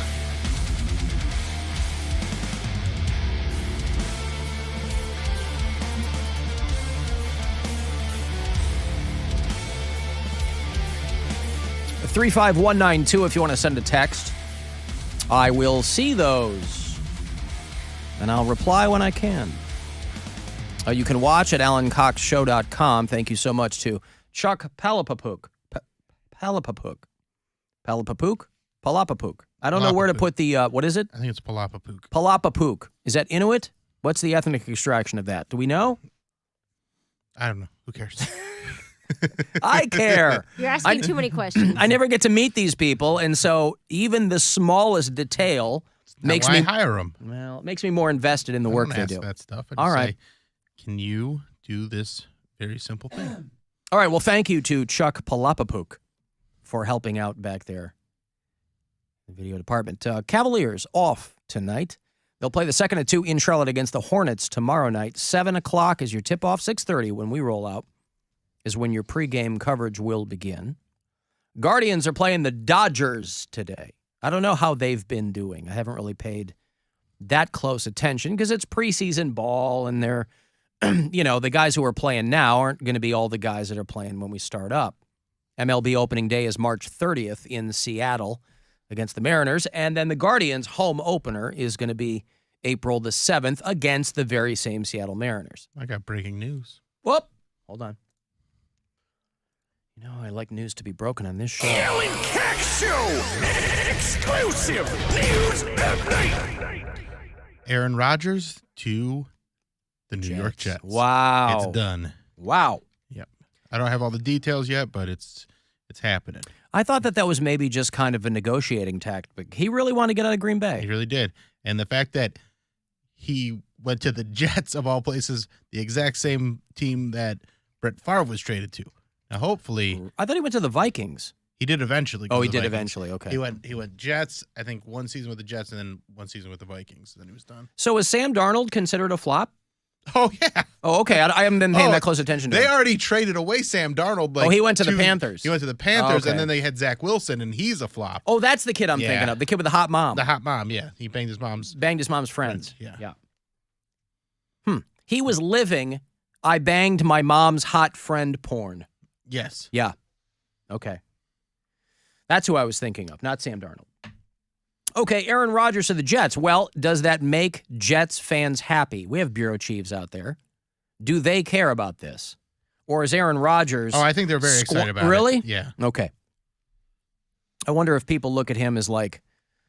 Does this mean he's like at the tail end of... He's not trying to win a Super Bowl with the Jets, right? I mean, he's like... He just... No, he is. Is he? He is, yeah. Oh. Because they have a very good defense. They have some very good skill players. The Jets had a decent season last year. They didn't make the playoffs, but I think they went 9-7 or 8-7-1 or something like that. Like they had a pretty good season. They're just on the cusp of making the playoffs. And they did that with Zach Wilson, Joe Flacco, and Mike White. So okay. Aaron Rodgers is a huge upgrade over all three of those guys and definitely makes them a contender in the AFC. So who do they get? Who does Green Bay get for him? I don't know. A bunch of probably picks just picks, yeah. Okay. Well, there you go. All Green right. Bay, well, from what I heard, he's your problem now, New York. Was pretty ready to get rid of him, so I don't think they're giving up that much. It's mostly they're talking about who's going to have to pay the salary because he's got What's his salary? It's like $40 million a year. Well, it instantly makes life easier for all those NFC quarterbacks. Yeah, they don't have to contend with Aaron Rodgers. He always says he owns the Bears, and now he won't even really play them. Here's the problem, though. It puts him that much closer. And again, even if you're living in Green Bay, it's not like the guy was living in Green Bay all the time. It puts him that much closer to his former girlfriend, Olivia Munn, and her current baby daddy, one Jonathan Mulaney. Who would win in a fight? And if I'm John Mulaney, I'm looking at that going, this is not good. This is not good. They got to be hanging on by a thread as it is. Why do you assume that? Mulaney and Olivia Munn. Yeah. That was just lucky timing that she let him leave it in. And I'm not saying they're not. I'm just saying they ain't going for the long haul. So, the guy was like barely out of rehab and looks at his wife and goes, nah, this Olivia Munn's crazy hot.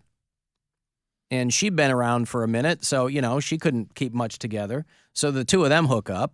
They have a kid. So obviously they'll be tethered to some degree forever. After like 3 specials where he's like, I'm never having kids. Right. Yeah, but listen, people say that all the time. And my wife said that, and then she met me. And you know what happened. I mean, please leave it in. Right, of course. Super sperm. Well, that was then, this is now. Dear God, please impregnate me. Yeah, well, people say that all the time. I mean, she was very upfront about that. She's like, and you hear from people, I didn't want to have kids until I met so-and-so. And then I looked at them, and I looked into their eyes, their deep pools of cess. And I thought, that's the one. So, yeah. I mean, Mulaney won that ring toss, I guess. It's all timing anyway. Isn't every relationship timing? 100%. It didn't work out with Aaron Rodgers and Shailene Woodley. She's making her own deodorant. And he's like, okay. Now he's doing ayahuasca, so that's the gift she left with him. Mulaney and Olivia Munn. And you'll notice there hasn't been a lot of chatter about what John Mulaney's ex-wife is doing now. She was, of course, blindsided by the whole thing, and she's a lovely girl. Anna Marie Tendler is her name, I believe, and she's just a little slip of a lass. But I don't know that they have her on page 6, walking around with somebody. I don't know. Oh, maybe she is. Oh, she's dating a hot chef. Okay. Well, there you go. That's a step up. Because Mulaney's not for everybody, right? Mary Santora is in the I don't care for John Mulaney camp. Not a huge fan. He has some bits that I really like. I'm just crazy attracted to him, so it's just distracting. You like those Twinkie... Skeleton face white boys. Yes, he does. He likes skeleton face white boys. Who are your favorite comedians, Mary? Oh, boy. Bill Squire, number 1. Yeah, you can see me at the Funny Stop March 31st. You didn't even let me get to it. Mary Santora, number 2. You're your own second favorite comedian. To Bill Squire, wow. Obviously. Yes. All right. You can grab my sophomore album, Nothing Matters, now anywhere. Oh, don't sell yourself short. It's not, Very good. There's nothing sophomoric about it. Sophomore means second, doesn't it? I was kidding. Oh. Yes, but it also means tell Alan like what words mean. I don't know all of them. Second. I don't know all of them. I mean, yeah, but you know sophomore. Yeah, that's right. Hey, okay, so Bill's number 1. Uh-huh. You are your second favorite comedian. Correct. And your third favorite comedian is... Now, first, before you answer, okay. I want you to think carefully about it because we are springing this on you. It's not like you're walking around with this in your head. We're springing it on you. Is this going to be top 3 or is this going to be top 3 out of 5? Will this be... For all the people who are sitting at home going, or in their cars or at work going, fingers crossed that Mary names my personal favorite comedian. Like, I know you love Regan. I know you love Attell. I know some of those. But my favorite comics are probably Nate Bargatze. Sheng Wang. Not Sheng Wang. Nate Bargatze, Kathleen Madigan. She just got a new special out. She's so funny, dude. Prime. She's definitely. She might be my. I love Brian Regan, but I love Kyle Kinane too. Kyle Kinane's fantastic. Those are all great comics. Who is your favorite recent-ish? I mean, Kathleen Madigan's great, but she's been doing it for 40 years. Correct. Who is your favorite comedian that you've discovered over the past few years? Oh, this is so hard because I feel like I meet so many new comics all the time that are hilarious. I mean, somebody you not even have necessarily met. You found them on Instagram, and you go, God, this guy's funny. Like for me, that's Nathan McIntosh, if you know who that is. He's Canadian, but he's one of my favorite comics. Honestly, probably Nate Bargatze. I only found him in like 2018, 2019. I mean, that's still 4 or 5 years. Well, I was going to say, he's been doing it for a while. But Like, I didn't people discover him. Yeah. People got turned on to him recently, but he's been doing it for He's a been doing it while. forever, He's like in his yeah. mid-40s. He's really, really good. He's great. He's definitely one of my favorites. He did his latest special in The Round. And I haven't seen it yet. I don't like The Round. It's hard. It's distracting. It's very distracting because you see people in the background and then you get focused on them. And when you have ADHD, you're like, what are you doing? You're watching Nate Bargatze and you keep picking your nose. Stop that. You're on Yeah, camera. why are you looking at the people in the crowd? Because that's what his background is because he's doing it in The Round. Yeah, but you're looking at him. Mm-hmm. It's hard when they're standing and pacing in a circle. Yeah. I don't Listen, like when I was a kid and my mom took me to see Barry Manilow in The Round and Tom Dreesen was his opener, That's different. I paid attention to Tom Dreesen. But when you're there, it's one thing. But when you're watching, like Carlin's in The Round. What was that one? That was Carlin on Campus? we're in the blue shirt. I didn't think he ever did one in The Round. He did one in The Round. Oh. Well, it doesn't work for stand-up. But I for left me. out an important point. When my mom took me to see Barry Manilow in The Round and Tom Dreesen was his comedian and opener, our seats were facing away from the stage. Mm. Oh. So the rest of the crowd was in front of me. The reason we got tickets so cheap is they were, it was an irregular row. Mm. It was the one row at the Rosemont Horizon where those seats happened to be facing backwards. So people were spilling their drinks on my chest. I was a young boy. I was just beginning to get exposed to the world of performance. And so I couldn't help but looking at the people in the audience. But you know what I did? Looked at him. I ignored them. I ignored them. And I paid attention. I had to crook my neck to turn around because, as I said, we were in the irregular row. I'm doing the comedy in the irregular. Here's a good comic that people should check out. Jeff Osmus. Oh, he's fantastic. He's But I haven't so known funny. him in the last couple of years. That's why that didn't come up. I've known him since I started. Jeff Osmus. Yeah, he's That really, was one of really the good. characters from Watchmen. No. Oh. Maybe. How do you spell Osmus? ASMUS. ASMUS. Uh-huh. Oh, the kid from Chicago. Yeah, I know. yeah, Okay. He's very funny. I was thinking of somebody else. Well, anyway, there you go. There's Mary Santora's top 3, Bill Squire, herself, and Nate Bargatze. Take that, Nate. For those, yeah, that's right. You don't have a prayer against Bill Squire when other comics are putting themselves second. Duh. Yeah, a nadoy. Come on, guys. Alan, I'm 11 years old, and I'm a huge fan of your radio station. Station or show? Hey, listen, either, right? We'll take it. They both pay my bills. And today is my birthday. Happy So you've been a fan for when you were 10. And you know what? That tracks. I mean, mentally, that tracks. But I don't know what to tell you. Thank you. You've been on that. this station his entire life. Think about weird. that. Yeah. Think He's about never that. known anyone else. Mm-hmm. I ran into a lady today. I was checking out the grocery store, and she's like, "Are you Bill Squire?" I'm like, "Yes." And she's like, Wait, okay, set the scene. You were at the grocery store. Yeah, and she was in front of me checking out. And Oh, a checkout, okay. She turns and goes, "Are you Bill Squire?" And I was like, "I am." And she's like, love the show. Listen all the time. Can you shout me out on the radio? And I was like, And she's like, I go by Mary Bambi on the weekends. And this is not a lady that I think would have a weekend name, which was... What did she mean by that? I don't know. She a swinger? I wish I would have followed up, but she was like on their way out. But yeah, she goes, they call me Mary Bambi on the weekends. Is she a lady of the night? I don't know. No, this is in the daytime. But on the weekends, I mean, she's got a weekend name. I know a lot of people that have a weekend name. What store? Lucky's. And what was in her cart? I didn't see. Everything was all bagged up. She was on her way out. Oh, already bagged up? Yeah. See, that's when you ask to see what's in her bags. Yes, that's what you do. Can I search her bag? All right, I'll give you a shout out, but let me see what you're buying. Yes, it's all in the details. It's a grocery What is store. in that bag? What you Because got in then that you bag? know what Mary Bambi's doing on the weekend. She's prepping. It's prepping Even on Monday on for the weekend. Well, something. Mm-hmm. People food prep for the whole week. If she's doing something that requires lubricant, then yeah, she's prepping for the weekend. All right. Well, also, technically, isn't Bambi a boy name?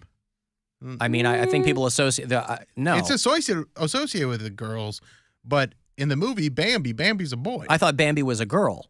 No. No, he's a boy because he's got to come back and take over his dad's role as the Bambi leader. is a boy. Yeah. Oh, I've never seen Bambi. I didn't know that. Don't get attached to his mom.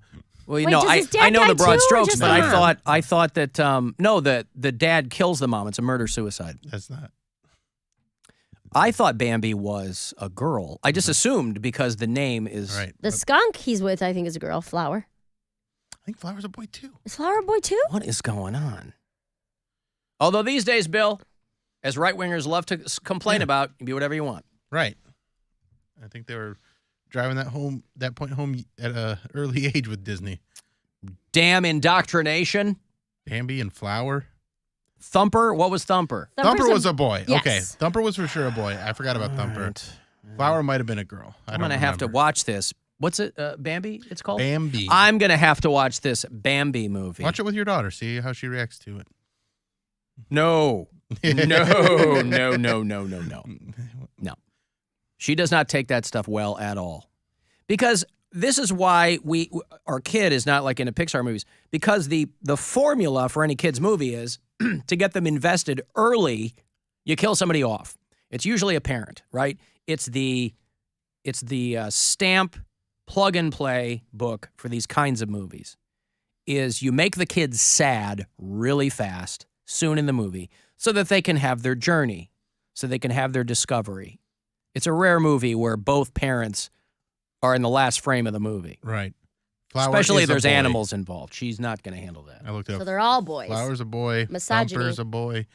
And Bambi's a boy. Unbelievable. Boy, that's not a lot of masculine names between the three. But of them. hey, ahead of their time, right? Right? And Thumper's a pretty Thumper would be a good name for a young feller. Young buck. Yeah. Hey, Joe. Yeah, Bambi's the young buck. Yeah. Joe, hello. Hi. I got a comment about some of my most favorite comedians. Just a couple. I don't remember asking you a goddamn thing. Yeah, go ahead. That's funny. Anyhow, I used to like when I was a younger man. I used to like Louis Black. Is he still around? He's around. Yeah, saw him last year. Still He was screaming. fantastic. Yep. Yeah, and I also like Rodney Dangerfield. He was one of my most favorites. I mean, that's going back even further, yes. If you've never read his autobiography, it's fantastic. Yeah, It's called I'd like I, to read Rodney. that. I liked one of his jokes he told one time. He was talking about his wife. He says, "Hey, my wife, but she's so stupid. It takes her an hour and a half to watch 60 Minutes." And I thought that was awesome. That's a great joke. Oh, boy. Yeah, well, it's, one of those Rodney guys. was one of the best. Uh-huh. Oh, last week was a rough week. My psychiatrist told me I'm going crazy. I said, if you don't mind, I'd like a second opinion. He said, all right, you're ugly too. Oh, boy.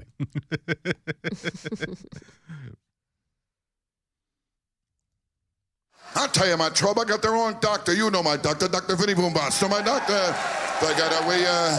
I saw him last week. I told him, Doc, every day I wake up, I look in the mirror, I want to throw up. What's wrong with me? He said, I don't know, but your eyesight is perfect. Mm-hmm. There it is.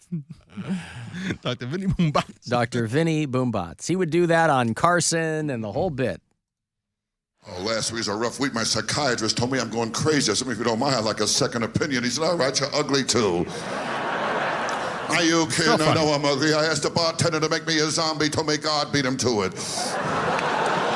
You know when you're ugly, all right. I stuck my head out the window, got arrested for mooning. For Halloween, I opened the front door. Kids give me candy. Last Halloween, a kid tried to pull my face off. You know, I remember Rodney Dangerfield as the lecherous dad in Natural Born Killers. Remember that? I've never actually seen that Oh, movie. God, he's Juliette Lewis's dad or stepdad or something. He's walking around with a barely closed robe, and he's like, he's very clearly molesting her throughout the course of the beginning of that movie, and he meets a painful end in Natural Born Killers. Yeah, no, Rodney Dangerfield was great. It was like Gilbert Gottfried, right? I don't know if these guys ever wrote their own stuff, but I mean, go. If it makes you laugh, Rodney it makes you did. laugh. Huh? I think Rodney did. I need a second opinion. You're ugly, too. That's not a... You didn't write that. Maybe he did. Maybe he was the guy writing that for everybody else. No, it goes back to like Danny Thomas and these guys that would do the same 10 minutes for 60 years at the Playboy Club. Boy, those were the days where you could just do... Somebody else was writing your jokes, and you would just do that set. George Burns, all those guys in the tux. They just do their set for like 25 years. They weren't writing material. They had it made. You would do like a 9-month run at a club. And now we got to wait for a great heckler video to go viral. There you go. It's a different time. I got, Leonard Skinner is coming to town. They are doing a benefit show at Jacobs Pavilion at Nautica for the Western Reserve Land Conservancy. It's a fundraiser, ROC and CLE this year. And so if you dig Skinner, I'll have a couple of tickets for you coming back. They're going to play that show in May. 35192 on a text for anything else in the meantime, and we'll be back. It's the Alan Cox Show. Everywhere on our free iHeartRadio app. Or whatever smart device you have. Just tell it to play the Alan Cox Show on iHeartRadio. Get ready to celebrate your favorite podcasts at our iHeart Podcast Awards. Tune in as the best podcasts take home awards in categories like comedy, crime, pop culture, and more. Watch on iHeartRadio's YouTube channel and Facebook page, and listen on iHeartRadio tomorrow night at 9. Considering an EV for yourself or your business? Consider the benefits of subscription. I'm Scott Painter, CEO of Autonomy, where an EV subscription is like a lease but way more flexible. It's a debt-free way to get month-to-month access to a new EV. You can even pay with your credit card. Learn more at autonomy.com. From the Mr. Hero Taste You Crave Weather Center, WMMS Weather. Tonight, snow showers, a low in the low to mid-20s. Tomorrow, cloudy with morning snow showers, a high close to 30. Wednesday, sunny, high near 40.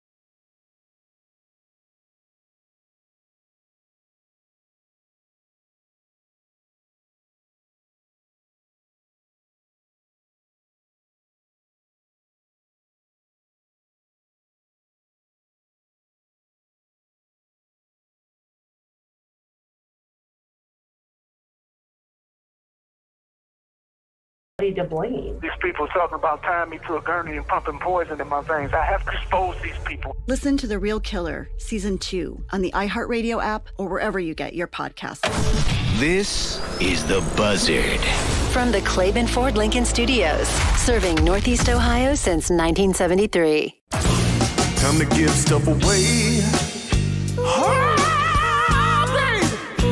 Time to give stuff away. All right, I want to go see Lynyrd Skynyrd. Their mourning period has passed, and they're coming back to Cleveland. They're part of the 2023 Rock in CLE, the Western Reserve Land Conservancy's fundraiser. It's going to happen Saturday, May 20th at Jacobs Pavilion at Nautica. All proceeds go toward the Western Reserve Land Conservancy's tree planting initiative, so that Cleveland can once again claim its historic nickname, Forest City. Why not? ROC in CLE. You can go to jacobspavilion.com if you want to buy tickets, if you strike out with me. But I got a pair here for you. Call 10, 2 for Skynyrd in May. Good luck. 216-578-1007 or 800-348-1007. Don't worry, spring is hiding just around the corner. And so is Poundcake. Let me wax your poop. The Alan Cox Show on 100.7 WMMS.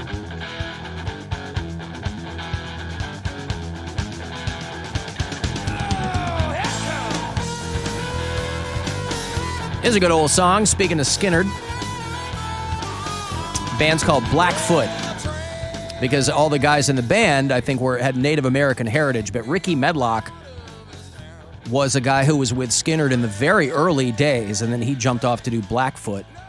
But I think he's been back with Skynyrd for a long time, but I think he might now be the longest tenured member of Skynyrd. Now that Gary Rossington is dead, he was the last founding member of Skynyrd, and now he's dead. I think Ricky Medlock might be the last guy in that band who's been there for a long, long time, but Train from Blackfoot, great song.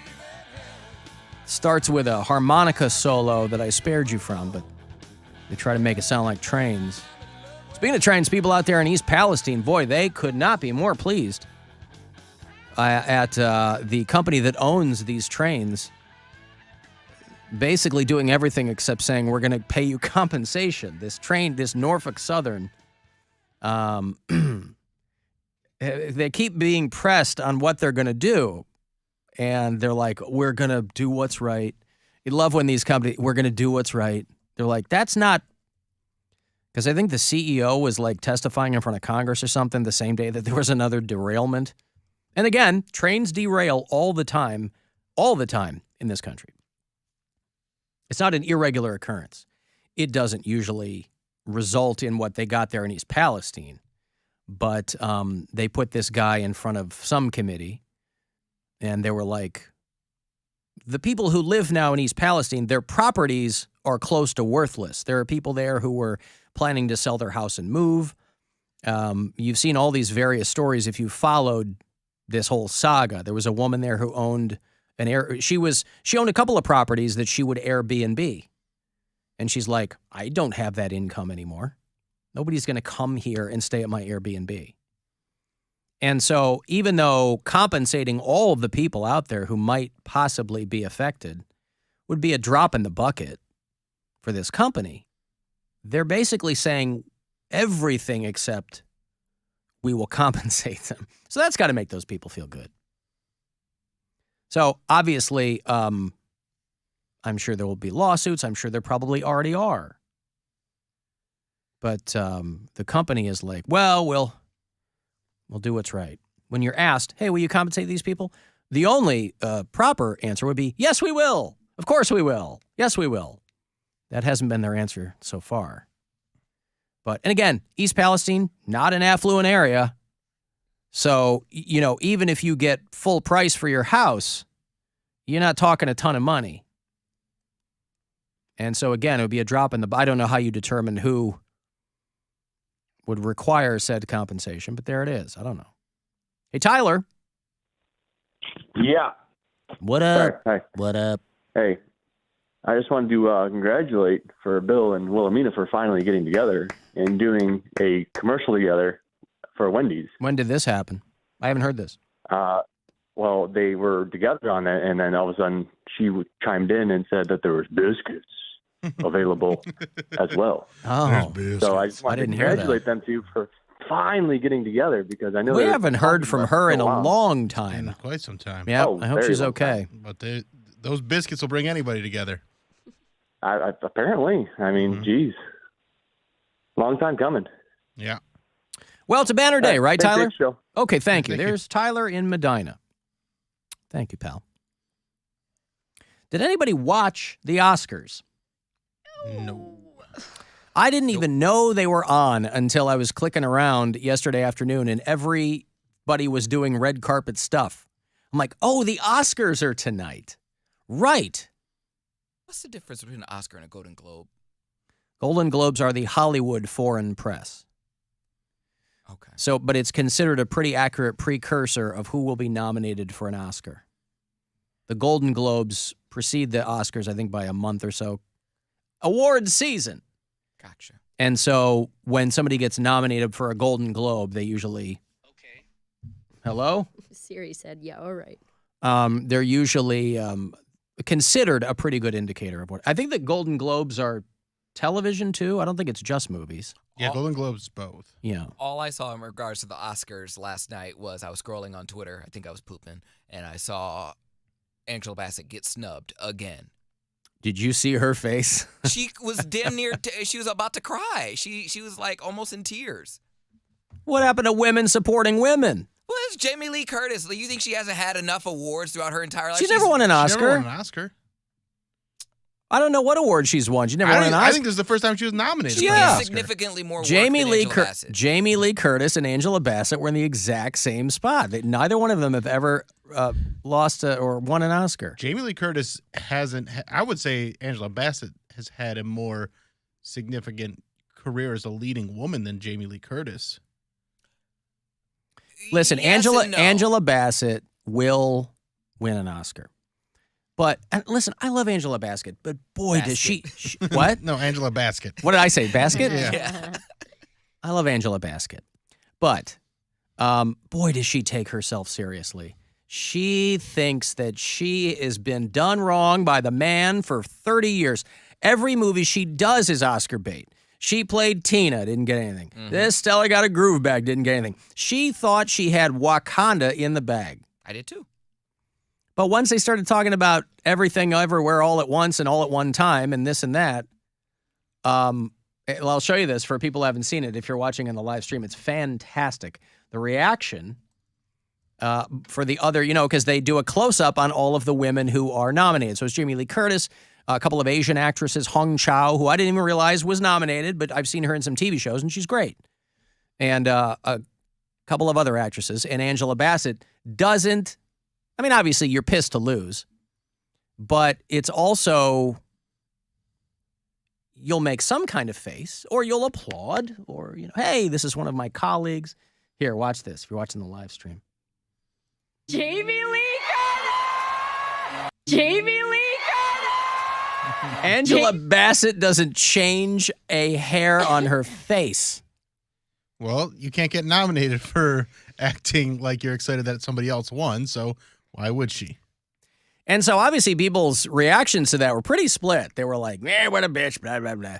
And other people were like, Angela Bassett screwed again by the man or whatever. I'm sure she thought this was the year she'd win. And maybe she was right. I don't know. I still haven't seen that Everything All at Once. They won everything. They won Best Picture. Ke-Huy Quan, short round, won for supporting actor, and Michelle Yeoh won for lead actress, and they won the whole thing. So, whatever. I haven't seen that movie. I guess Carrie Condon, she's lovely. She's an Irish actress. It's in that, whatever that Irish movie is. Colin Farrell. The Banshees of Inisherin is the movie. Yeah, that's it. Carrie Condon was in, that's another actress I don't think I've ever seen do her actual accent, except in one of those Martin McDonagh movies, because she was on Ray Donovan for a while. She's been in a bunch of American television, but she never speaks with her native Irish accent. So, that one jumped out at me. I'm like, oh, that's great. Angela Bassett just sitting there stone-faced. Because I'm sure she feels like she should have won a long time ago. That she's overdue for an Oscar. But there's all kinds of great actresses who have never won an Oscar. Glenn Close has never won an Oscar. She's great in everything. Jimmy Kimmel hosted again. You look great. Everybody looks so great. When I look around this room, I can't help but wonder, is Ozempic right for me? A great piece of Oscar trivia. 31 years ago in 1992, Brendan Fraser and Ke Huy Quan were in a movie together, Encino Man. 2 actors from Encino Man are nominated for Oscars. What an incredible night this must be for the two of you, and what a very difficult night for Pauly Shore. Mm-hmm. Talked about the came out guns blazing with the Will Smith stuff. Got to. Yeah. We know this is a special night for you. We want you to have fun. We want you to feel safe. And most importantly, we want me to feel safe. So we have strict policies in place. If anyone in this theater commits an act of violence at any point during the show, you will be awarded the Oscar for Best Actor and permitted to give a 19-minute long speech. No, but seriously, the Academy has a crisis team in place. If anything unpredictable or violent happens during the ceremony, just do what you did last year. Nothing. Sit there and do absolutely nothing. Mm-hmm. He's kind of more affable Ricky Gervais at these Oscar things. You know how the Golden Globes pull Ricky Gervais out to, like, just make fun of everyone? Yeah. And that's his vibe, you know? Yeah, Kimmel basically does the same thing, softer. but he's... Yeah. So, yeah, I didn't watch, but some of the... Because you don't really need to. You'll get the best stuff recapped the next day. Like Hugh Grant on the red carpet. People are going in on him on this, and I don't think I what he's love doing, this. No, Hugh Grant's like a funny guy. He's probably just goofing around. Yeah, you know. and people are like, oh, he's so disrespectful. He's like, no. Disrespectful. They throw Ashley Graham, who's super foxy, they throw her on the red carpet and go talk to celebrities. These people are not interviewers. They take somebody who's hot, give them a microphone, and then expect them to, like, be chatting up celebrities. It's not easy for her, and it's weird for the other person. You know, if you have the team from Extra or whatever, they're used to asking dumb questions. Also, maybe Ashley Graham is on one of those shows. I don't know. But it feels like they just put her out there. It's a lose-lose. Put her out there and go, hey, off screen, there's wranglers that are getting, if you've ever worked back in the day, I've worked red carpets, and there's just wranglers who throw celebrities at you. And then you have to come up with something that they haven't heard a billion times before. And Ashley Graham got a weird vibe from the jump from Hugh Grant, and there's no way to go. It's hard to salvage that. What were you saying? The way he handled it is the only thing that's getting passed around. So did he do the right thing? It seems like it, because there's probably a bunch of other interviews where people played along with the interviewer that nobody's paying attention to. But if you're Hugh Grant and you said, I'm wearing my tux that my tailor made. Yeah, I'll play you the clip. Yeah. I mean, people go, why be there if you don't want to be, if you don't care? It's like, because he's probably trying to be a nice guy. He doesn't know what questions they're going to ask. She might have asked him some amazingly incisive questions. Instead, he mentioned Vanity Fair as the phrase Vanity Fair. She thought he was talking about the party. But again, it's not easy for her. Here, if you're watching this, I'll show you Ashley Graham, who's that, they call her the premier plus-size model. But even she looks like she lost some weight for Oscar night. Talking to Hugh Grant. Hugh Grant, you are a veteran of the Oscars, and you've been here a few times. What's your favorite thing about coming to the Oscars?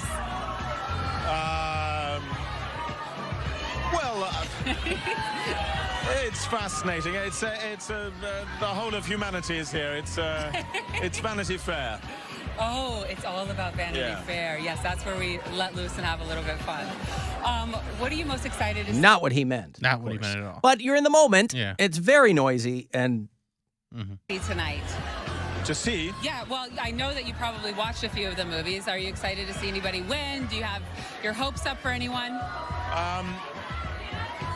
No one in particular. Okay, well, what are you wearing tonight then? Just my suit. Your suit?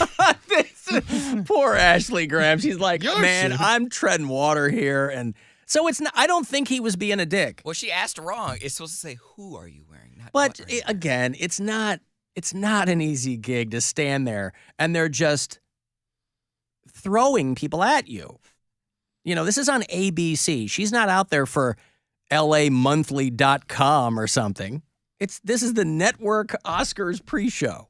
This reminds me of me on the red carpet at the APMAs asking people stupid questions. Like I was panicking. I was like nervous, and I was just like. And that couldn't have been lower stakes. Who are you excited to see? You were just too green. Who are you excited to see? Yeah, and he was like, "Well, I've been coming here for many years, so you must be excited to see someone that you've been coming here." These are all these jaded Hollywood. You kind of have to tailor it to the person. Hugh Grant has been doing this a long time. He's not some young ingenue who might genuinely be excited to see somebody at the Oscars. Who are you excited to see? No one. He couldn't even come up. He couldn't even fake his way through it. No one.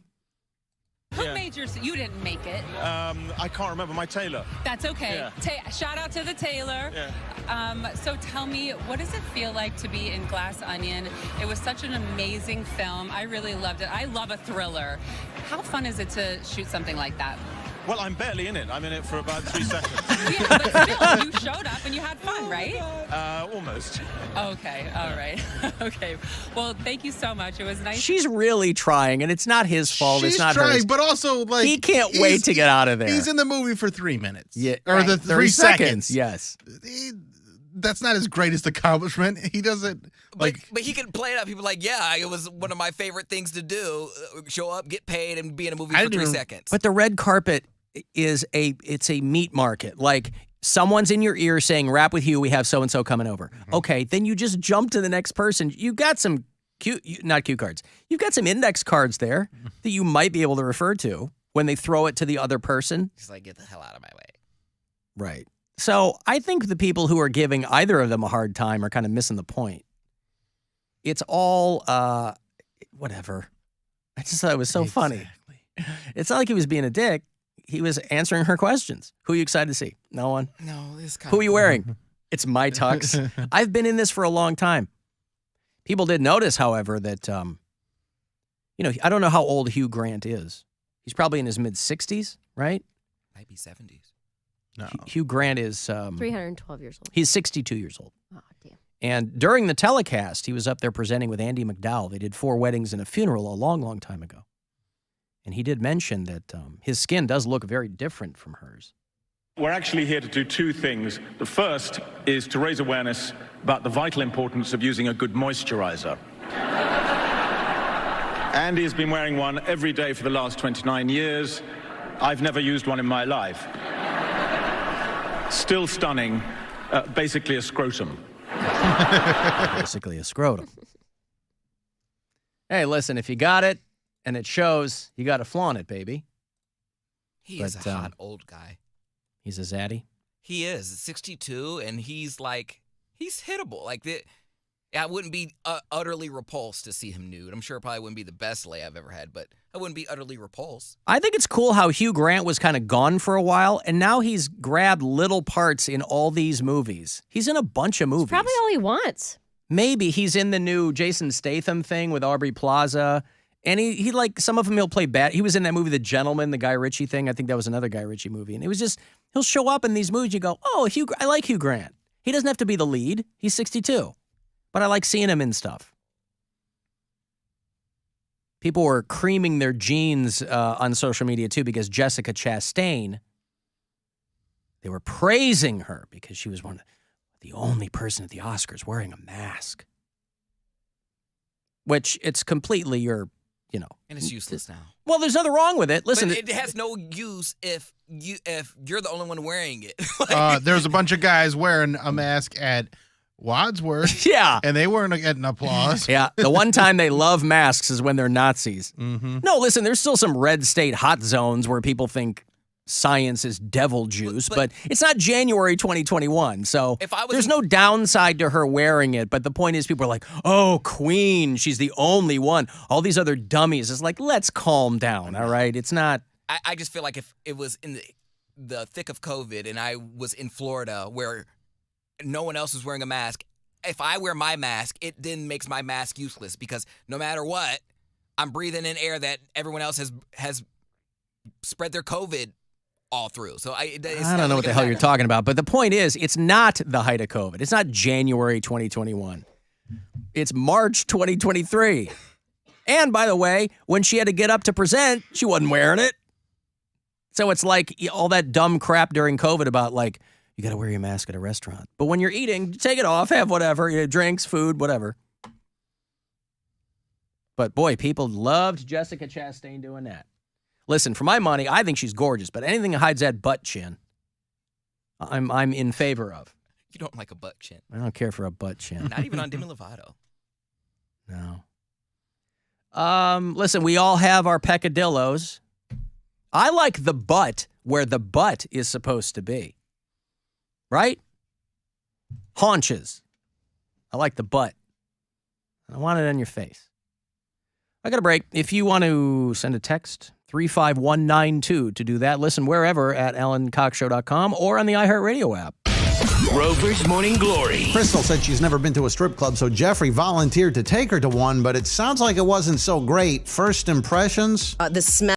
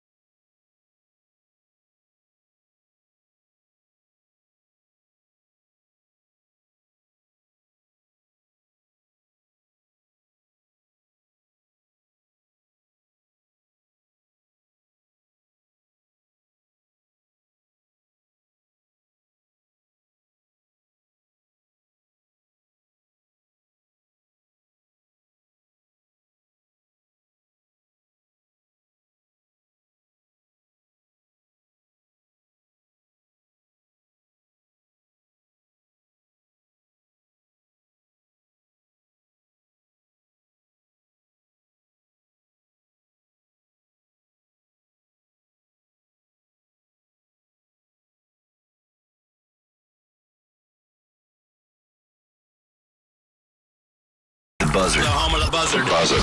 This is 100.7 WMMS. Cleveland.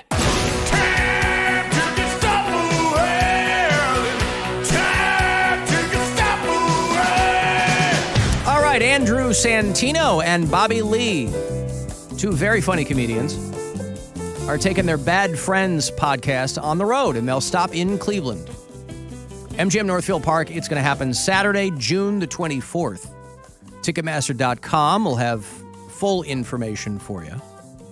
But if you're a fan of either of those guys, Bobby Lee's been on the show many times over the years. Santino's funny too, hometown boy.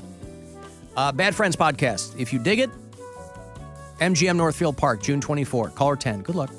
216-578-1007 or 800-348-1007. For the record, this is as interesting as they get. I mean, it's as interesting as a morgue. It might be less interesting than a morgue. The Alan Cox Show. On 100.7 WMMS Buzzard Radio.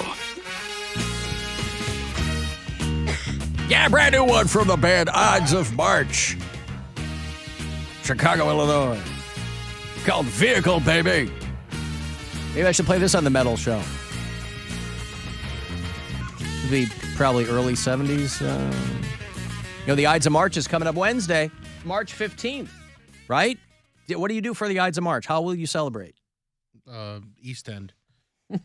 7 or 8 o'clock. All right. Show. Come out to East End. All right. The Ides of March, your Shakespeare, beware the Ides of March, was what someone warned Julius Caesar, beware the Ides of March, because back in, Roman history, that's when all the debts were settled. And so beware the Ides of March is because tax season. Caesar hadn't paid his taxes. Yeah. Render unto Caesar. What is Caesar's? You know how Mary Santora's second favorite comic is Mary Santora? Amen. Julius Caesar hadn't even paid his taxes to himself. Oh my God. Yeah. I'm pretty sure that's how I read Shakespeare. No, that's how it goes. I'm still getting 1099s or W-9s in the mail from W-2s in the mail from different comedy clubs. So when do you finally decide to? You don't know if there's stragglers. How do you finally decide to file your taxes? I usually wait until April 1st. Because now you're an LLC. Right. I usually wait until April 1st. So it's like, if you can't get me a W-2 by April 1st, I'm not claiming your money. Right. Like that's so you don't file for an 4 extension months. or anything like no, that. I'm not going to do that. Right. Because if it's one place for $1,000, I'm like, this isn't making or breaking anybody. Of course, comedy clubs and colleges, notoriously good bookkeepers. Obviously. Yep. But yeah, Brian, because I have a stack. The last time I counted, I was at 28 W-2s that I have to file my taxes with in 14 different states or something like that. And, my tidy, neat boyfriend, he's like, can we please get this stack of papers off of the table? And I'm like, just leave it there until they all come. And every day he's like, when are you going to do your taxes? Like, it's already middle of March. And then another W-2 showed up 2 days ago. And I was like, when they stop coming, I'll do my taxes. I love getting my taxes done as soon as I get all my paperwork. I can't. I wish I could. I send it to my guy. You do it all digitally now. I love it. No, I know you're waiting around. I don't miss those days. I just procrastinate. I haven't done mine just purely. Yours will take probably 15 minutes. It's so online. not labor intensive these days. I understand. I don't know. I don't know why I do it. There's no sense in procrastination. I'm not going to make excuse for it. I just haven't done them. It's not like they'll take me a long time. You have 2 W-2s. I have 2 from 2 jobs, but next year it will be 3. But yeah, it's mainly just pure. From DJ Wettings? Yeah. So it's mainly just pure laziness, I suppose. I just don't want to deal with it. Well, now you've got the name for your autobiography. Pure laziness? Mm-hmm. And that'll be a 4th W-2 from all of your book revenue. Do those require W-2s? If you sell a bunch money, of books and if you. I didn't know that was like a W-2 type thing. Well, you got to record the I imagine earnings. you'd get an I-9 or something from the publisher, yeah.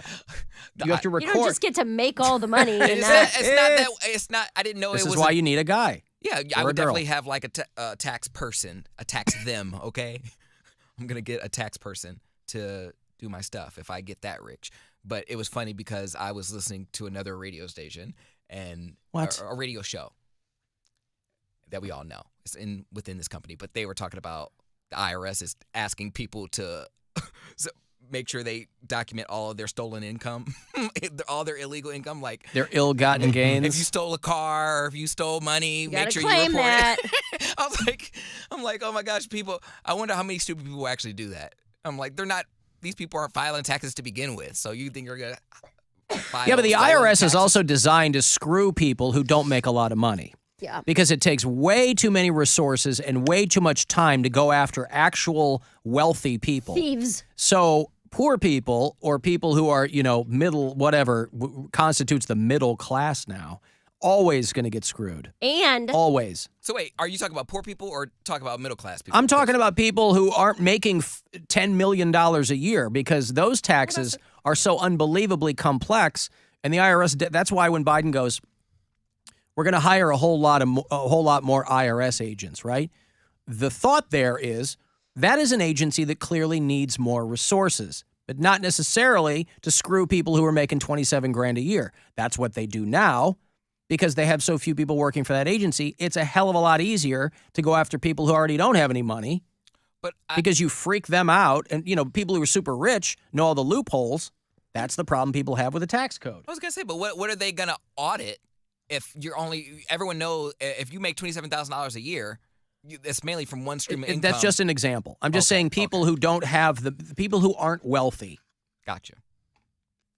you know what? While we're talking about taxes, and I know all of you have endorsements with different sports books and betting websites, you better put some money away for taxes because anything over $600 net profit is taxed. And I don't think they tell people that. They tell you that. That's a gambling thing. It's in the fine print. Well, that's what I mean. They're not upfront with it. I have a friend who... Well, if you have a tax person, I mean, whatever system you use, as sports betting gets to be a bigger and bigger deal, they're going to have to tell you that. And by the way, in the very first month that sports gambling was legal here in Ohio, people in this state spent $1.1 billion. I believe it. In the first 30 days of legalized sports gambling. Damn. It's no joke. Yeah. I have a friend who knows that I gamble, and we were texting back and forth, and he's going on and on about all these winnings in his sports book and yada, yada, yada. I was like, did you put away your... Well, I know the percentages are different. I don't know how much it is for a sports book, but it can be up to like 24% on slot machine winnings. So I was like, dude, you got to sack, because he was on like a hot streak. He had like won over 10 grand on sports betting. I was like, you have to put away $2,500 because they're going to hit you with it next year. And he's like, no, I was like, did you really think it was just free money? That like any gambling, you just get to keep the money without paying taxes on it? He's like, I guess I never thought about that. I didn't even think that I would have to. I was like, yeah, dude, it's an income. That's why they ask for all your I used to get information. screwed on taxes. You know, this company now, whatever talent fees or appearance fees you get, they go through payroll. They go into your, which is the way it should be. But like 20 years ago, I wasn't, well, probably farther back than that. But I was just starting to make a little bit of money in radio. But it was also back when you would do an appearance, you would just get a check from the place you did an appearance. Like Yeah, I was mostly $10.99, I was mostly doing clubs, like night appearances and stuff. And you'd follow the guy back to the office before you left, and the club guy would write you a check. And if you were smart, you'd sock part of that away for when tax time came around. But you're not making much money, so you need all of it all the time. And then tax time comes, you're like, God damn it. Yep. You owe money every year Yes, sir. that you had. And if I had socked it away, but I just wasn't in a position to do that. I was going to say, but how do you know what percentage to 30 sock is away? usually, at that time, I was mentally, I was like 30% Yeah, would probably be 30 good to pull is out safe. of these. Yeah. Because it's the same thing for comedy, where a lot of these 'Cause places... I was definitely at that time not in a 30% tax bracket. No. So I was like, this is more than safe. I would do it once in a while, if I had a little bit of a surplus, but that was just never the case. Yeah, any kind of self-employment or any kind of a 1099, whether it's music or comedy or anything like that, 30% is usually pretty safe. But then you can also get into write-offs and blah, blah, blah. But yeah, sports betting, that was the one that I don't think it's well known that you... Because I think it's a lot of people's first experience with gambling. Because it's on your phone. You are already into sports, It's unbelievably easy. Yeah, Yeah. it's so accessible. There's no barrier to access anymore. that you don't think about, I'm going to have to pay taxes on this, That's right. That's why when I tell people about FanDuel, if they think they might have a problem, they can just call 1-800-GAMBLER. Look at that. Does Venmo and all those Cash App apps, Oh, yeah. Like, do they If send it's over a audit? certain If it's amount. over a certain amount. You gotta be using Venmo a lot in order to do that. Well, I paid taxes because I sell a lot of gear on this app called Reverb, and I Yeah. paid taxes on my Reverb sales. Yeah. My sister got a W-2 for her OnlyFans, and she was like, "Oh, dude!" But they take their taxes out right away. Yeah, They, it's nice when the companies like that. I don't know if 'Cause, I don't know if they take their taxes out right away or if they just take They take their out cut. their percentage. Yeah, They and take then their percentage that was out. it. Yeah, That was then it. she needs- Because she had to pay. She didn't get as much money back this year, and I was like, "Yeah, dude, you didn't pay any taxes on your OnlyFans, you know?" Corporation now. Right. Oh, that sucks. It's my body. You're trying to tax my body. You're making money off of it. Tax makes me Government's so got to have mad. their cut. Their cut of your body. Taking my body, my choice. I don't want to give you. My mind is paying my taxes. My body is evading taxes. We did it. We did it, Alan. By the way, here I am going on and on and on about the Oscars, neglecting to mention that we have 2 Cleveland Comedy Award nominees. Oh, you and Cody? No. Your second favorite comedian, I think, Who's that? and your first favorite comedian. I guess that would be your favorite comedian. Aren't you guys both nominated? Is that tonight? Tomorrow. Oh, I thought it was tonight. Tomorrow. You're nominated for Cleveland Comedy Awards, aren't you? Yes. We're both up for Best Comedian. Do you have And I'm speeches ready? No. You just speak from the heart once you get up there. Based on the itinerary. Security is knowing your lines. So- You should have a speech ready. Nah. I don't know if they're doing the same thing to the guy, but one year they did. They're like, "Hey, can you do a set after we announce best comedian?" Oh no! And I was you like, lose, and I'm like, then- yeah. And then so I'm like, maybe I won. Yeah. And I get up there after Polk won, and he wasn't even there. I'm like, cool, this is awesome, guys. Love this. Love that I'm doing a Hate set awards. after losing Yeah. this. It'll be fun tomorrow. I'm doing a set. Mary's doing a set. It's at the Hannah Theater, I believe. Playhouse Square. It's gonna be a good It's gonna time. be a good time. I'm gonna dress up. I was gonna say, do you Nominated get for best gussied up for this? Or? podcast. Do you get gussied up for this? No, I will not. You I'm won't, going but to. Mary is. I'll probably wear a nice little dress, maybe some stockings. Cat eye makeup, Maybe some cat eye makeup. We'll see. little I'm Cleopatra gonna wear vibe. almost exactly what I'm wearing today. You know, the people who show You up, should dress up, Bill. you're gonna don't win have if any you're dress clothes. You're gonna win Wear a when you're jacket. too cool to show up. That's I don't exactly have what it is. any dress clothes that fit. I'm not gonna buy it for Buy a an suit. award show. Buy a brand new 3-piece suit or tuxedo if you really want to get serious. Nah, it's all right. I'll be fine. Do either of you are you confident that you'll win? No, No. I'd never think I'm gonna win. Because you're pitted against each other. Yeah, and then there's also a But there's couple other really also, great like, comics John- in there too. Mike Polk. I think John Armstrong. No, he wasn't nominated this year. So you got a chance. John Armstrong, I think, is gonna win. Well, best comedian. it's voted on by the other comics. Yeah. So right, it's but not- doesn't Polk usually walk away with that stuff? Polk's not nominated. That's first what I of all. mean. When he is, doesn't he usually walk away with that stuff? Polk walks away with stuff when it's nominated and voted on by the public because the public widely knows him. There are a ton of comics who aren't super familiar with Mike Polk. Ooh, shots fired. No, because So you're he's not saying around the other- He's local not doing scene as stand-up much. that He much doesn't do anymore. stand-up. He's on the news. You know? So when it's the other comedians voting on it, then it's kind of John Armstrong is probably going to win. He's having a great on a year. hot streak, yeah, for sure. But Will this be live streamed? Will it be a global live stream event? I don't believe it will no, be. I don't think so either. I think you got to be there if you want to see what's going down. Can the public go? Yes, Yeah, it's open to the public. open to the public. Because you don't want a room of just performers. I think tickets are only like $30. Only $30? And Only then you get to- $30. Yep. And then you get to You buy get to watch drinks, all yeah. of us Well, support each other. But I will add, though, Dave Hill's the host. Yeah. I will add the two of you are the only ones with photos on their website. Well, they know where their bread is buttered. And we're also doing performances. I think it's Dave You're the Hill. only two performing? Dave Hill is doing like 20 minutes at the end. Bill and I think are each doing 7 or 10 minutes, something like that. And then I think there's only one other performer. I know Flint's doing a set, and I think Armstrong's doing a set. So, yes. Will you do an Angela Bassett face if you lose? Yes. I'll do an Angela Bassett face if I win. Right. Okay. Yeah, that's tomorrow night. It's going to be good. Well, there you go. Free transportation courtesy of the Cleveland Funny Bus. We're doing stuff with them this spring. Hey. Very excited about that. I'm sorry, they're not. The VIP tickets are $55. What? What does that And get then you? What do you get? I don't know. Well, And then the rest are like $26. we're burying the lead here. It benefits Rainbow Babies and Children's Hospital. So pay double for those tickets if you're Oh, going to go to the Cleveland. It's in the Mimi, Ohio theater. That's why when you were like, Hannah Theater is a big theater. This could be in a big theater. This Hannah's is not still- that big. Hannah's still like 1,000 seats.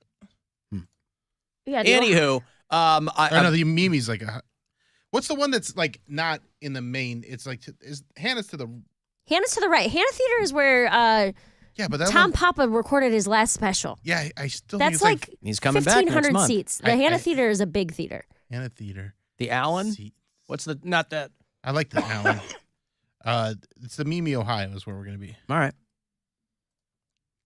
The Mimi, which is perfect for comedians. Mm-hmm. Emancipation of Mimi? Theater capacity. I don't want to be a Mimi. I didn't ask to be a Mimi. Well, you're both nominated, and I think for that, it's an honor to just be nominated. 100%. And I think it's cool because this stuff is, like I said, nominations and voted on by other comics. So it's nice to know that other comedians, support and like what you're doing. They don't have a panel of expert purveyors. I don't think so. I don't think so.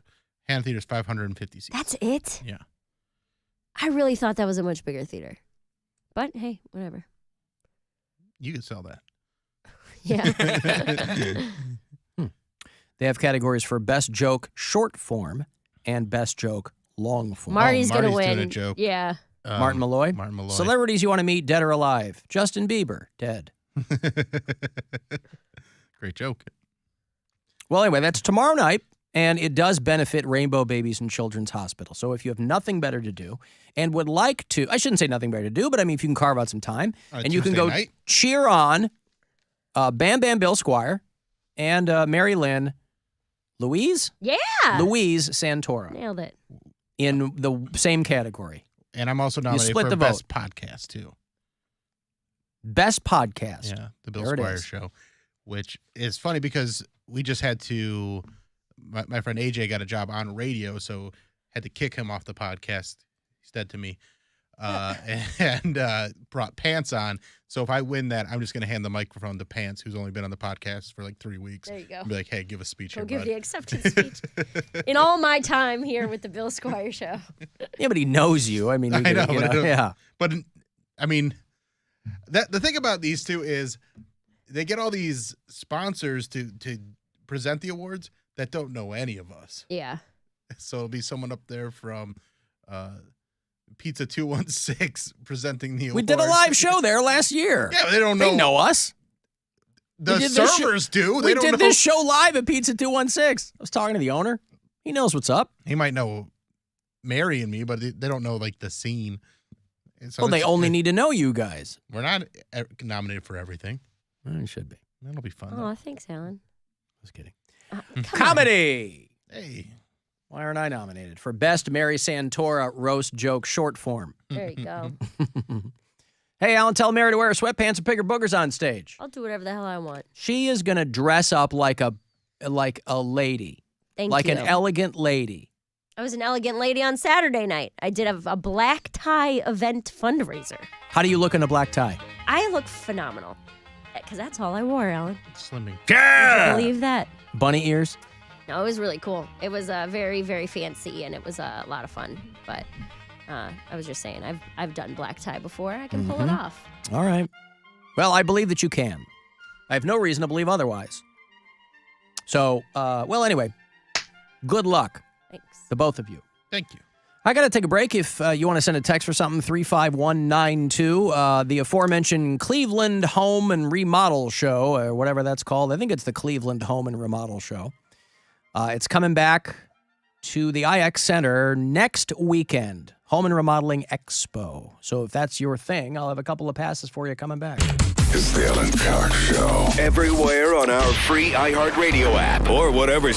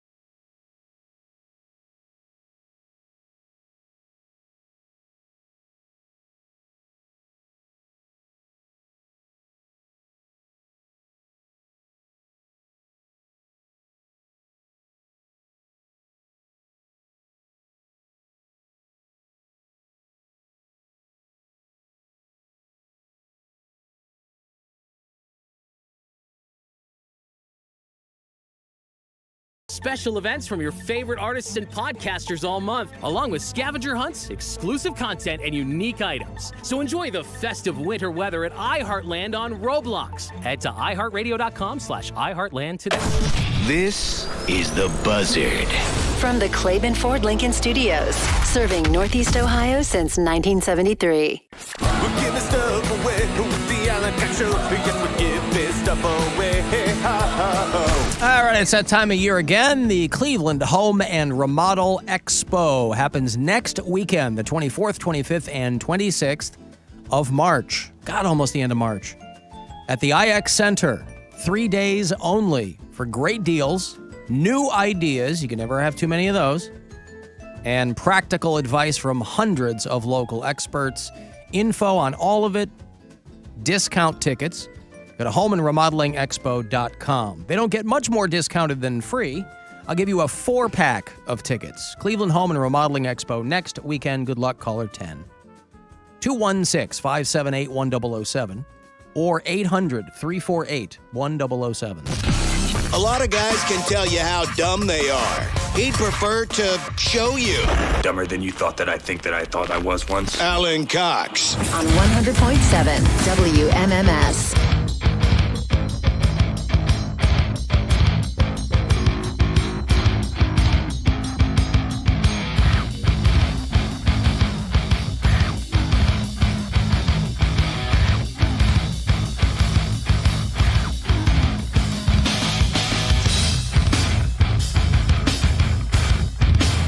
Uh, 35192, you want to send a text? AlanCoxShow.com for all the other stuff. You can watch live there, too. Thank you one more time to Chuck Palapapuk. Palapapuk? Did I get that? For helping out back there in the video department.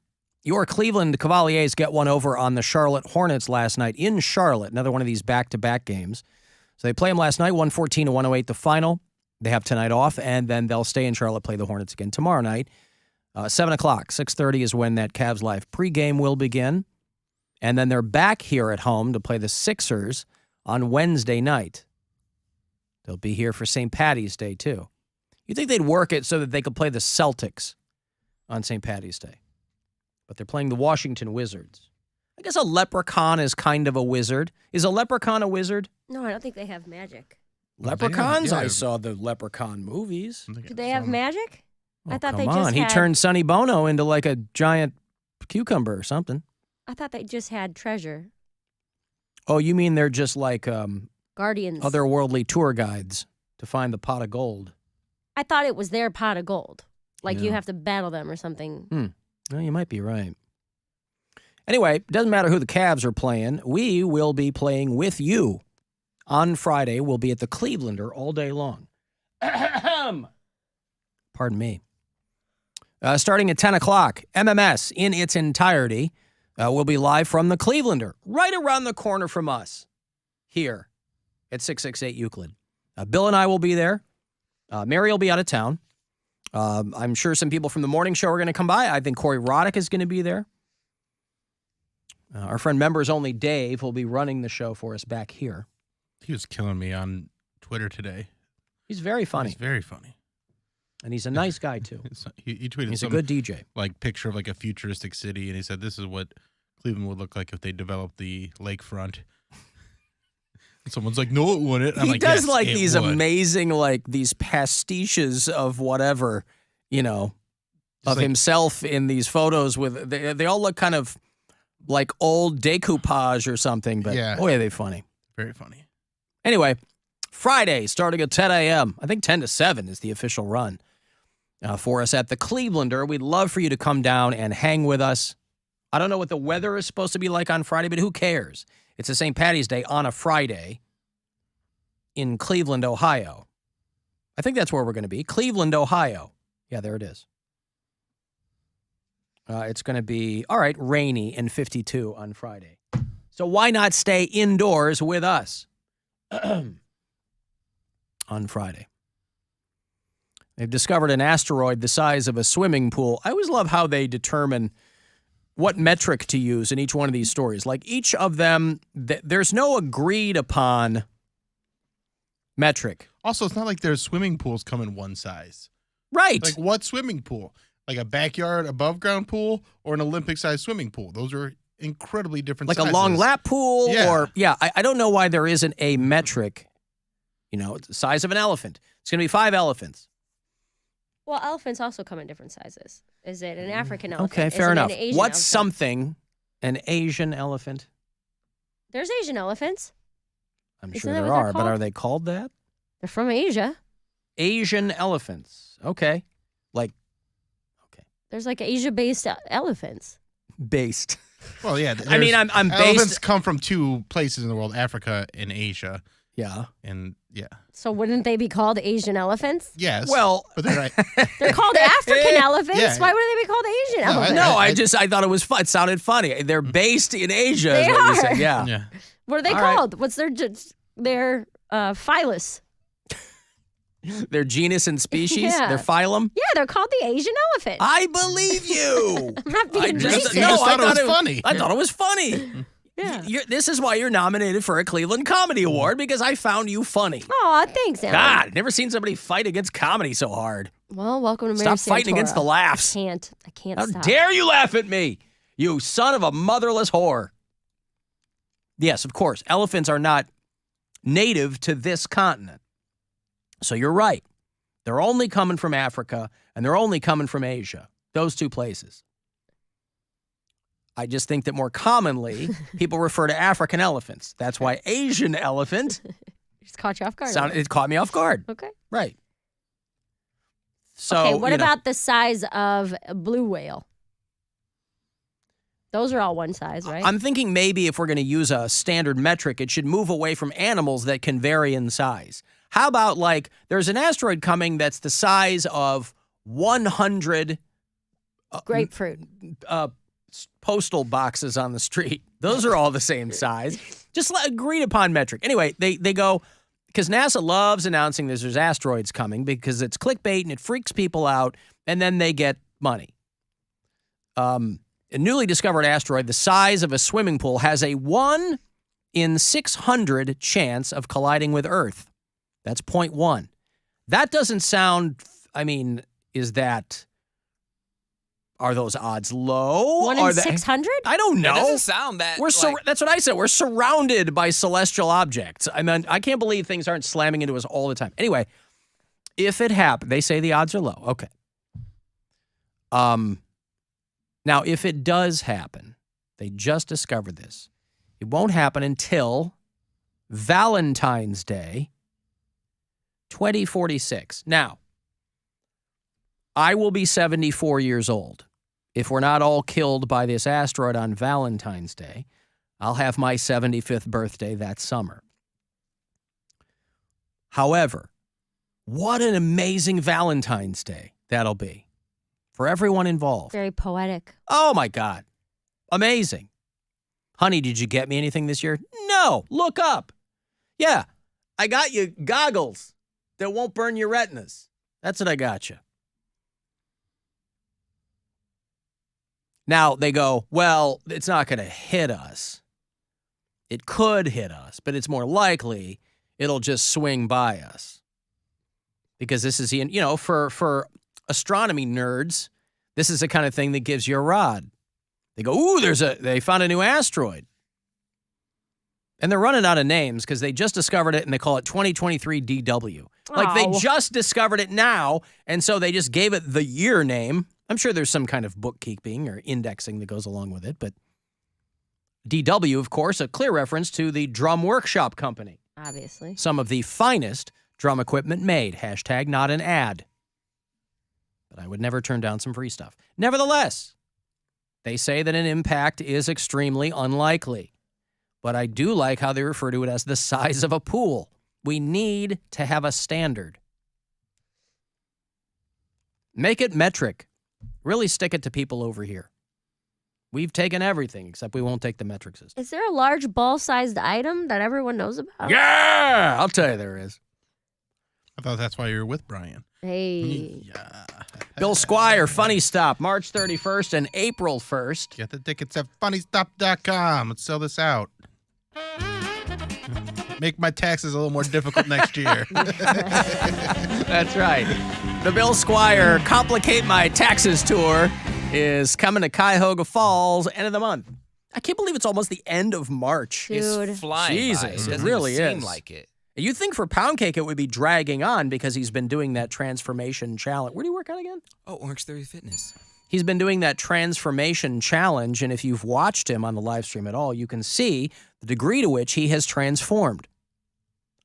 If you want, all these giveaways I'm doing this week, I have a lot of them. I just don't have the space to do the giveaways I really wanted to, which were to the gun show. That's okay. If you're looking at the live stream, you can get it right now for free. Hey! Like Bill cuts away right as Poundcake's raising his arms. Yeah. I know it was accidental, but the timing couldn't have been better. Pretty funny. Mm-hmm. I've been doing it a couple times. I just now can't. we're gonna get banned for posting guns on the live stream. Mm-hmm. G*NS. I can't stop doing it. I didn't even know this muscle was like underneath here. I just like. You do have muscles in everyone has muscles in their body. It's just so weird because I've done this for a long time, but I didn't know my arms looked like this. Like I didn't know. I was like, something. They haven't before this. I was like, something pops up when I do this, but now I'm like, I don't have to flex. They're just sitting there like this. Before I would like strain a muscle trying to pump it up and make it look like I have something. Now they just sit here like this, so I don't even have He'd to like pull a flex that hard. bicep trying to flex his bicep. Yeah. Is what he's trying to tell you. All I do is put it up like this. I'm like, it's just sitting. It's just mounted. It's just. You want to right arm there. wrestle? I mean, no, because my hands are sweaty. Oh yeah, Well, that's actually it'll work in your favor. Though. But it won't work in Bill's favor. I don't want to arm wrestle. All right. I'm confident. You want to leg wrestle? Ooh, like Indian leg wrestle? Yeah. I'm sorry, Bill. What? You mean Oh, indigenous lower extremities fighting? Yeah. Thank you. Anyway, that asteroid's coming in 2046. So something to look forward to. 23 years, huh? Poundcake will be long gone. I'll be 56. No. I'll be 74 years young. You're ready to go at that point. I know, right? I can't even.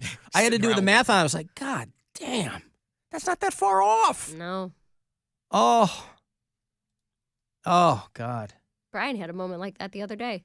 And he's like 34. Well, he was sitting there and he was thinking about it, and he was like, dude, I'm like middle-aged almost. Where he's like, How old is he? 37. 37. Yeah. And so he's like, because he's thinking about retirement and stuff like that.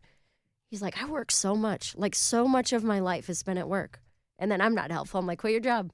Just stop working. He's like, we can't live if I do. I was like, yeah, you could probably just quit if you're tired of it. And he's like, can't do that. You are pointless to talk to. But he was having an existential crisis. Well, for people who have retirement on the brain, there's a whole lot of things involved. Yeah, but not for 27 years. Well, but if you got a plan, he's a planner. Right, he is. You got a plan. 27 years is nothing. It's a long time, man. It's not. My mom. When I think back 27 years, I'm like, Jesus, that was a blink of an eye. My mom just got rewarded at her hospital for 35 years. Hey. She's been a nurse for 35 years. So long to do something. Well, actually, she's probably been a nurse longer, but just at that hospital, she's been 35 years. Well, congratulations to her. She's been saving lives and creating erections for 30, whatever she does. I'm sure. Somebody had to get excited by her. She got 2 kids. For 35 years. Yeah, no, listen, if you're lucky enough to do something you like, she likes it. Yeah. You're right. If you're lucky enough to do something you like for that long. That's why I wish that I had some, Bill's going to become a train guy. He's made it clear that his post-showbiz plans involve becoming a train guy. I don't have any... Has this already been hashed out without me? Yes. Okay. I don't have any plans like plans like that, and that's kind of what, because in my mind I go, well, I've got a kid that I'll be able to do things with as she gets older. But then I start freaking out because I'm like, any time I have with my kid, anytime you have with anybody's luck. But yeah. I'm an old dad. Like, oh my God. Yeah. So, Poundcake doesn't have kids. It doesn't even have like, you have like young nephews and nieces? I guess you do, but they're still babies, right?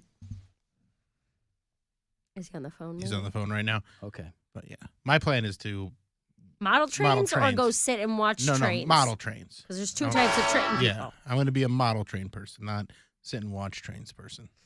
Oh my God! Woo! Listen to that horn! Oh my God! Oh, she's beautiful. That's Bill. It's going to be Bill. 30 years. Yeah. If I make it that long, I'm definitely middle-aged for me. Well, How old do you know? 41? Yeah. Yeah. 82 seems like a good It's a good year to run. die. Yeah, Year to right? run. Oh, Good God. age You mean to like the die. actual middle. Yeah. Yeah. Yep. Yeah. Yeah, well, you know. Are you afraid? I I'm understand not everyone. afraid of anything. Well, I'm not Nope, even talking he's about you. fearless. Shut Bill up! Bam I'm not Bam afraid. Square. But what would make sense? Like, did you ever think about how you're gonna go? Like cancer, stroke, heart attack. Like, do you ever think about your demise? Dude, Constantly. I have As long anxiety. as my I'm not talking about insurance you, Mary. pays I know out. you're just It's like like, me. Cody, come on. I was in the emergency room yesterday because I was coughing up blood. I was like, this is it. This is when I find out I have lung cancer or a And blood see, clot, and I'm this- going to die. That's why I'm at the emergency room, because I'm for sure dying. But see, then I thought of something worse because I'm like, not only am I afraid to die, but I'm like, what if I'm the only one that lives out of my whole family? And I'm like, everyone around me, death is That's around a me. blessing. But you're still alive. Listen, there's only, but I live irrespective, with the pain and the regardless of guilt. what you rubes think, there's only one trip on this big blue marble, and then that's it. So just stay alive. That's the point. Stay alive as long as you pass. That's right. But just because you're alive doesn't mean you're living. Oh, stop it with that. You're just existing. I mean, he's Stop not it wrong with in that way. If all you're doing is Going to working work. at a job and But when you're dead, miserable, you're dead. Okay, fine. Yeah. It's better than being dead. When you're dead, you're dead. That's I don't it. know, man. Is it? I Working Yes. a job you hate No, is better that's- than being dead. Yes. I don't agree. It's not ideal, but when you go home, if you get to leave work, you go, God, I hate my job. But I get home and I have a wife I love. I got kids maybe or whatever. If you have those things. Okay, well, what do you want? But if It's you're all dead- better than being dead. If you're dead and you're not aware of anything anymore, that sounds There's no wonderful. coming back. Yeah, and that's fine. Like if you got dementia Because you don't or even know. So you don't even care. So why would you? Well, no. To Alan's point, you're I don't dead, wanna you don't die. know. You're alive, and you're like, you could get another job. Or quit your job. That's why I'm saying get the other job. Right. Do stuff that makes you happy. Correct. Yes. Spend all your money. Empty your bank accounts right now, everybody. Go do cocaine and spend all your Maybe money. you had an account with Silicon Valley Bank, all 80-year-old right? Bill's It's been gonna be doing emptied some for you. drugs. 80-year-old Bill's Oh my going to be doing God. drugs. Amen. I don't plan on retiring, but I'm going to have to stop doing comedy at some point, right? And then that's when the heroin starts. That's when we start doing meth. We start experimenting, making our own drugs. Are you going to go back to alcohol? Or are you No, just that gonna do ruined new my stuff? life. Well, your You're life, gonna your be life's 80. already ruined. She wants that new. Yeah, I want to ruin it in a new way. In a new way.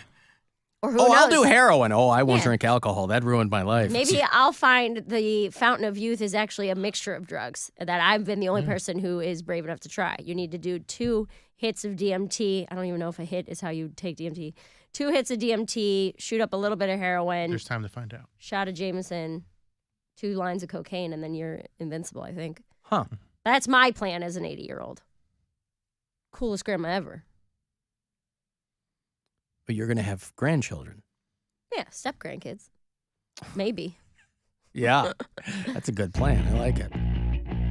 Here's one for the olds going out there for doing heroin, cocaine, fentanyl, whatever. Octogenarians unite. Great time to be alive. Almost dead. Meth, heroin, cocaine, and fentanyl.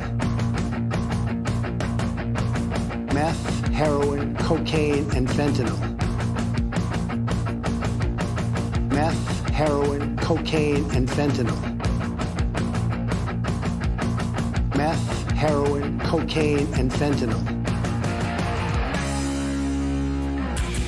Cocaine. Cocaine. The Alan Cox Show on 100.7 WMMS. And everywhere you go on our free iHeartRadio app. 2 hours to midnight. The new metal show here on WMMS. Cleveland's metal show is back. Saturday nights from 10 till midnight. It'll be the full spectrum of metal. Industrial and thrash. We'll play local stuff and everything. 2 hours to midnight. So 10 o'clock each Saturday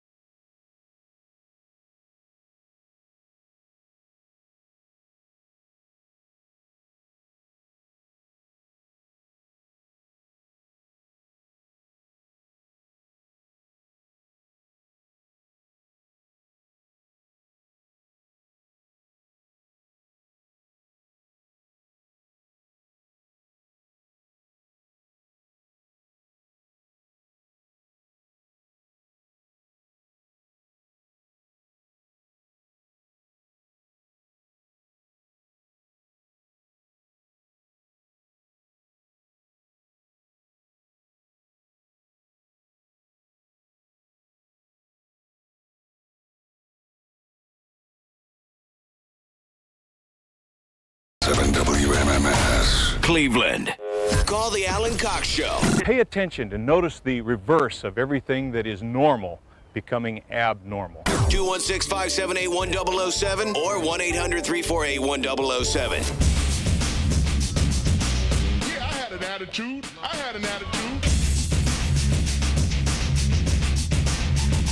35192. Want to send a text. AlanCoxShow.com. You can watch live there. Alan, did you see the name of the new Browns player they got? Annie emailed me and said, I know you're in it for the names. I would slaughter this name. You saw this? I saw it, yeah. From the Texans. Mm-hmm. I don't know how A 3-year, $19 million contract for Ogbania Okoronkwo. Ogbania Okoronkwo. Yeah, like that. With the cough at the end. Mm-hmm. Ogbania Okoronkwo. Okay, I like that. It's no Barkevius Mingo. But listen, anything that ends in a vowel, or you've got vowels liberally spritzed throughout the name, I like it. And who knows? He might become, become a legend for the Cleveland Browns. And then everyone will be screaming his name. Women and men. And, be back there with Myles Garrett. Might become, people might eventually say him in the same breath as other Cleveland Browns greats. Like Joe Thomas and Nick Chubb. Those other guys. What? Nick Chubb. And Nick Chubb. Mary loves Nick Chubb. I do. I would love if Nick Chubb got traded to another team. Nick So would I. Yeah, that'd be great. Hasta la vista, baby! There's been a lot, Nick Chubb touchdown! No, I assume that's a strategic opinion. Well, Bill I just want to cheer about- for him. Yes, I was like, Bill talked about how hard it was to fabricate fandom. Oh, because you're a Chargers fan now. Right, how it's hard to care about a team randomly. But if Nick Chubb got traded, then I already have I don't want to root for the Browns. I already have a brand new team, whoever Nick Chubb plays Yeah, for. if Nick Chubb went to another team, that would become my favorite team. Yeah. Like, I would Easy. abandon the Chargers, no problem, and You just picked cheer him up for, out of nowhere. It's not like it matters. and just be whatever team Nick Chubb was on. Ooh, so scared, Chubby Wubby. And the Chargers running back is asking for a trade, so maybe that's what happens. Maybe they just swap running backs, and then Nick Chubb goes to the Chargers, and I can just cheer for the Chargers and Nick Chubb. There you go. That'd be ideal. So if Nick Chubb goes to, let's say... Oh, don't you say the one. Don't you There's say only it. one team. He's going to say it. Well, honestly, I don't Go ahead, say it. No. If he goes to the Buffalo Bills. Okay. Yeah. Yeah, for sure. He goes to the Pittsburgh There's Steelers. the That's not one. why I don't want Let's say it. Nick Chubb goes to the Houston Oilers. Sure. He gets in a time machine. Non-existent team, He gets in a time machine. And who are the Oilers now? The Texans? Titans. Tennessee Titans, right? The Titans moved to Tennessee, or the Oilers moved to Tennessee. They played in Tennessee as the Oilers for a few years, then changed to the Titans. Okay. And the Texans are an expansion team, so they are not connected to the Oilers. Okay. Not the Edmonton Oilers. Right. Lest people forget. Yeah, as long as he doesn't get traded to the Steelers. Right. That would If be- he would be doesn't the go to the worst. Steelers. Because then you're like, damn it.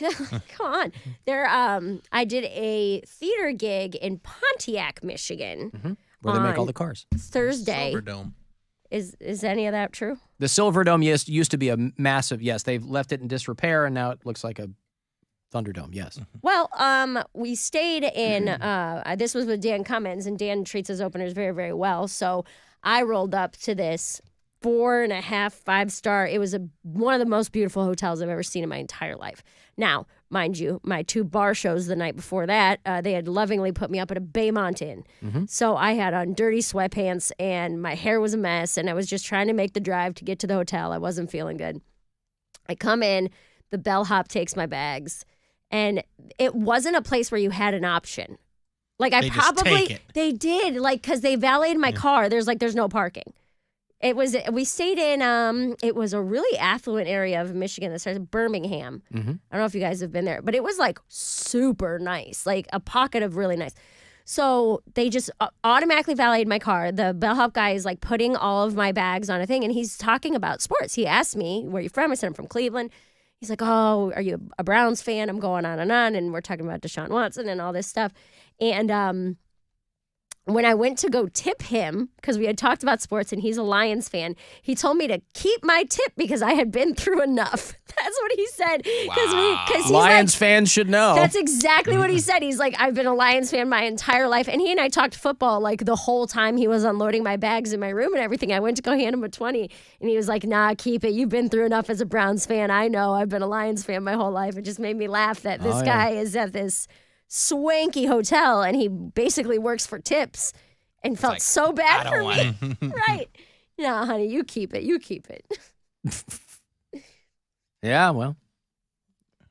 So if Nick Chubb changes, then yes, that would be an incredible. And people would melt down, though. That would be. If he went to the. Well, the thing is, too, if he or got. Browns fans would melt down? Browns fans would melt down because he's so beloved in the Lions city. had a winless season. Yeah, they did. They're killing it.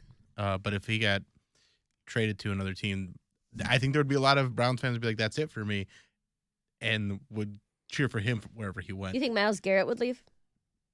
I don't think any of them are going anywhere, but if they traded Garrett or Nick Chubb, it would be devastating to a lot of Browns fans. It's what's keeping everybody hanging on by a thread, I feel like. Oh, yeah, is that true? Yeah. I mean, they're the two guys. Yeah. You know? All right. Not, Nope. Nope. Come on. Let's see if we can get one. Not, Colt McCoy? Two zigzags. Baby. Not, Did you see, there is news about the former quarterback for the 49ers. He just signed with a new team. Joe Montana? No, Steve Young. Jimmy Garoppolo. Janine Garofalo, well-known it's not who comedian from, I don't know who you're talking about, but I mean. Jimmy Garoppolo just signed with the Raiders. I don't know who that is. Oh, is he taking that Derek Carr spot? Yeah. I hate people like him. I don't. Who? Jimmy Garoppolo. He's from Chicago, Illinois. You shut your mouth. Why you hate him? Because he looks like he just has it all. He's hot, he's tall, he's talented. I don't know how Why do you got to hate on people who won the genetic lottery? They had nothing to do with it. Because it's not fair. Who said life was fair? But who made up that rule that says life can't be fair? Who made up the rule? I don't know, you tell us, God boy. Life, yeah, you tell me. It's cruel. You're the one who prays. You're the one that says God's got a How's plan. that working out for you? Yeah.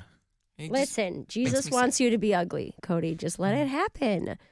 It's fine. I've accepted it. I'm just ugly next to this dude. That's what I mean. We're all ugly next to most of these dudes. He's okay, sorry. Continue with the story. Right, he's a good-looking guy, and he's got a great arm. And net worth. I mean, there aren't that many guys who are that good-looking and are that good, by the way. He's worth $30 million. So what? The Raiders are giving him a lot of money.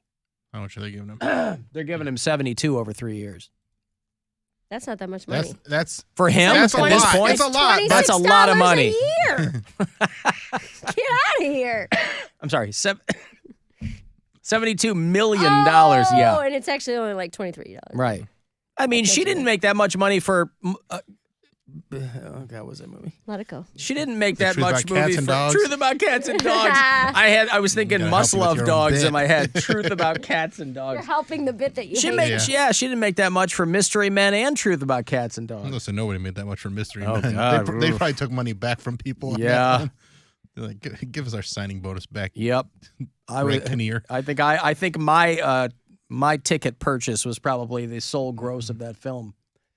I got some sperm news here for you. Sperm news. I don't know why my algorithm is serving up so many of these Jesus freak anti-Fap videos. These are showing up a lot now on social media. Probably because we talked about it here, and your phone is Siri keeps intruding in, and your phone keeps listening, so that's probably why. Well, we've talked about a million things here that don't get served to me in the algorithm on Instagram, but a lot of these...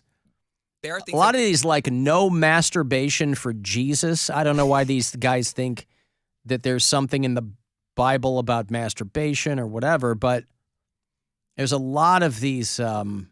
It's really weird. You know, they have shown in like study after study that these anti-masturbation groups just make dudes angrier. Just make them, I mean, as with most things that prop up out of religion, they'll make you angrier because it's antithetical to how human nature works. So they'll study the people who are in these kinds of anti-masturbation groups, and they're like, they're more depressed, they're more anxious, they have more suicidal feelings because for some reason they think God doesn't want them to whack it. And the vibes these guys put out are bananas. Have you ever seen one of these? I have not. There's a bunch of these dudes who are like, I'm too busy watching porn. Pro masturbation videos. Yeah. I gotcha. This goes out to everybody struggling with lust, porn, masturbation, sexual immorality, sexual sin. I'm telling you, you can conquer it like you can. I think that's from all the teeth grinding this guy's probably doing. This doesn't sound like straight ahead. He's backed up to the jaw. Something. All the way to the jaw, this guy. Yeah. Okay, let me play it for you. Hold on. All right. To everybody struggling with lust, porn, masturbation, sexual immorality, sexual sin, I'm telling you, you can conquer it like you can. Dude, this was a stronghold over my life for so long. Man, there'd be times where I went a month without watching porn and masturbating, but it wasn't for the right. I like the music underneath they put in these too. Very plaintive music. It's almost like he's trying to convince himself. Oh, of course. And not you, right? Like I said, it kind of goes against human nature. I gotta speak it from my heart. I mean, if you believe God made you, why would you believe that this isn't part of that divine plan? Your arms are the length they are for a reason. The Bible says God would rather you plant your seed in a whore than to masturbate. There's nothing in the Bible. Listen, people can take lines here and there and twist them however they want. That's always what There's I heard nothing in the Bible about masturbation. It's very pro-abortion. There's nothing in the Bible about masturbation. But this guy, I mean, I guess he's reading one where that's, you know. And also, don't go off the Bible. Go off. Just be a human being. Just be a human being and be smart about it. And be in moderation. I was going to say, I am masturbation in moderation. You think a great thing to stop all these incels from murdering people is to get them to stop whacking off? No. That's your genius idea? Cut down I could definitely do, but cut me off completely, I might die. I'm trying to, now that I'm dating more and having more sex, I'm trying to. You don't want to die of dehydration. Trying to wean myself off. Yeah. Good pun. I know. Reason. And then I come back, I eat my vomit again, right? But I'm telling you. Eat my vomit? Is that what he? I don't know. I don't know what he's. It was when I come to God, like, God, help me, deliver me. All right, I don't know if you should come to God. I know you don't want this, God. I'm willing to fight. I'm fighting. It was when I put my foot in the ground, right? It was when I. Anyway, it goes on and on and on. And he adds this music too? Yeah, this dude's not alone, man. There's like all these guys on social media. They're posting like this Anti-Fap movement or something. I don't know. Not one of them sounds rational. It sounds like he could really calm himself down. And I can think of one way to calm himself down. But he won't hear of it. Man, I went on that. I tried it. I did that 40 days and 40 nights thing. Yeah. That my celibacy counted not tossing off. And boy, I mean, it is possible. You can do it. But it doesn't help, and it's not. And I wasn't on Instagram as much. Like now, Instagram is essentially like I'm seeing crack. I'm seeing like parts of someone's shaft on there. Like it's crazy how. We have a different algorithm. Apparently, because it pops up. Like now, I don't even have to like follow anybody anymore. It's just like, oh, because you follow this person. I'm like, okay, I followed that person. I don't need to see that person's friend that he was photographed with one time, and now I'm seeing his crack. I'm like, Jesus. So, yeah, I get it. It is a little sensory overload. That Pornhub documentary, by the way, is going to drop on Wednesday, if you've heard about that. It's called Money Shot, the Pornhub story. And it's going to be dropping on Netflix Wednesday. Pornhub's been around for 15 years now, I guess. That's all well and good, but the announcement that I got excited about, what drops not till May 30th, is season 3 of I Think You Should Leave. You guys want to all stay up late with me and watch it at 3 a.m. when it comes out? I will. Literally no one wants to do that. It's the best show. It's so fun. They're going to drop it at 3 a.m.? Well, that's because it goes on at midnight Pacific time. Oh, okay. So that's when they do that so they can work out the kinks. Yeah. I'll be up ready for the kinks. Mm-hmm. Well, that'll they're be short good. episodes. Yeah, they're only 30 minutes. Or... They're like 15 minutes usually. Yeah. I'm excited. Well, it'll be a lot of fun. It is the best show on television. Mm-hmm. The funniest show on television. Life. They came from under the ground and from all over the... Bales grabbed the preacher's daughter. He aimed to shoot her at my crown. He cocked that crooked hammer back and he brought that hammer down. Exactly. The bones are the skeleton's money. In our world, bones equal dollars. That's why they're coming out tonight to get their bones from you. The skeletons will pull your hair up, but not out. Okay, I like that one. I like that one. But not That's the one I like. The day that Robert Palin's murdered me. Yeah. So season 3 of I Think You Should Leave. Tim Robinson was unheralded in his single season at Saturday Night Live. But he has, and then Detroiters, the late, great Detroiters. Oh, I love that show. show so much. That, I don't think it was ahead of its time, but God, there's an alternate universe where that's one of the longest running shows on television. Take me to that universe. Just not this one. So, yeah. Something to think about. But the Pornhub documentary is going to drop on Netflix on Wednesday. There's a terrifying... I was just watching a clip of it. There's a documentary that I think it's just doing the film festivals now, so somebody will grab it. But it's called Another Body. Have you ever seen a trailer for that thing? No. It's called Another Body, and it's about this girl who was in college and ended up finding out that her face had been put on a ton of deepfake porn. And it's, I guess this is the future. Like, this is what poor civilians are looking at, is your body being put in all kinds of compromising situations. Because AI, obviously, you think AI is going to mess with other industries. Wait till it gets into porn. There was already a TikToker that a girl said she was going to sue someone because they did it as like a troll or like a revenge porn. Yeah, but there's no way you don't put that toothpaste back in the tube. Like, right? Holy crap! Now and they're gonna have AI generated porn stars. By the way, deepfake's part of it, but they're gonna have full on porn stars generated from AI, and that is gonna put sex workers out of business. And those people will be forced back onto the streets because, listen, not everybody can have that human touch. And that's the secret sauce. There's going to have to be, at some point, there's going to be a correction on OnlyFans. You know, that is a world that has exploded. But it's exploded because of so many subpar and simply not compelling performers. So you're going to pull the cream from the top there, if you'll pardon the pun. How many puns are you going to give there? Exploded, cream from the top. Yeah! This may Well, it is sperm news, Mary. I'm trying to fulfill the... Trying to fulfill the promise that I've made as a correspondent in the Sperm News National Network. What, Cody? This may be an ignorant question, but That's my favorite kind. would it bother you if they used your face and put it on someone else's body? Well, because you're not making money for But it. you're a young girl in college, and I'm everyone saying thinks you did porn? You specifically, like people people make memes of our show all the time. Of us, they put our faces on other bodies. Now I understand That's this is not more making explicit, a porn. Not making a. That's like. but it's not real though. But who knows They that? can't prove that it's not. But you can. Like, that's not my body. I have freckles. I have tattoos. Like, it's not real. Well, okay. If you have tattoos, you don't think they can deepfake the tattoos?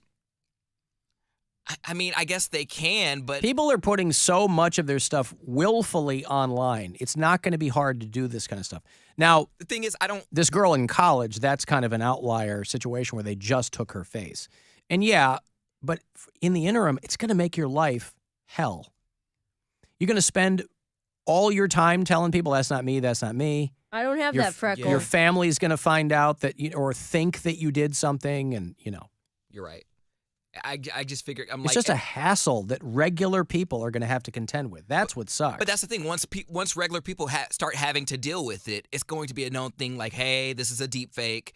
And then someone's gonna be like, oh yeah, that happened to my cousin too. Don't worry. I think down the road the detection of it will get increasingly better. But in the interim, there's going to be a lot of people potentially getting their lives ruined. Imagine politicians, they're already doing it. They put words in their mouth. Correct. Using their own voice. I mean, nobody's going to know what the hell's going on. You already got people that don't believe facts. Now nobody's going to know what the hell the facts are. Well, luckily that technology doesn't exist yet. And because it doesn't exist yet, we get calls from Tom Hanks talking about how much he likes when Ghost Bag's on. You okay over there? My favorite segments are when Ghost Bag calls in. I hope Poundcake realizes that all Ghost Bag wants is a friend in me. Yeah. Listen, Cleveland roots for Tom Hanks. It only makes sense that he would try to surreptitiously show his affection for this program. Thank you, Tom. I got to take a break. If you want to get the last word in, shoot me a text, 35192, and we'll be back. The Alan Cox Show. On our free iHeartRadio.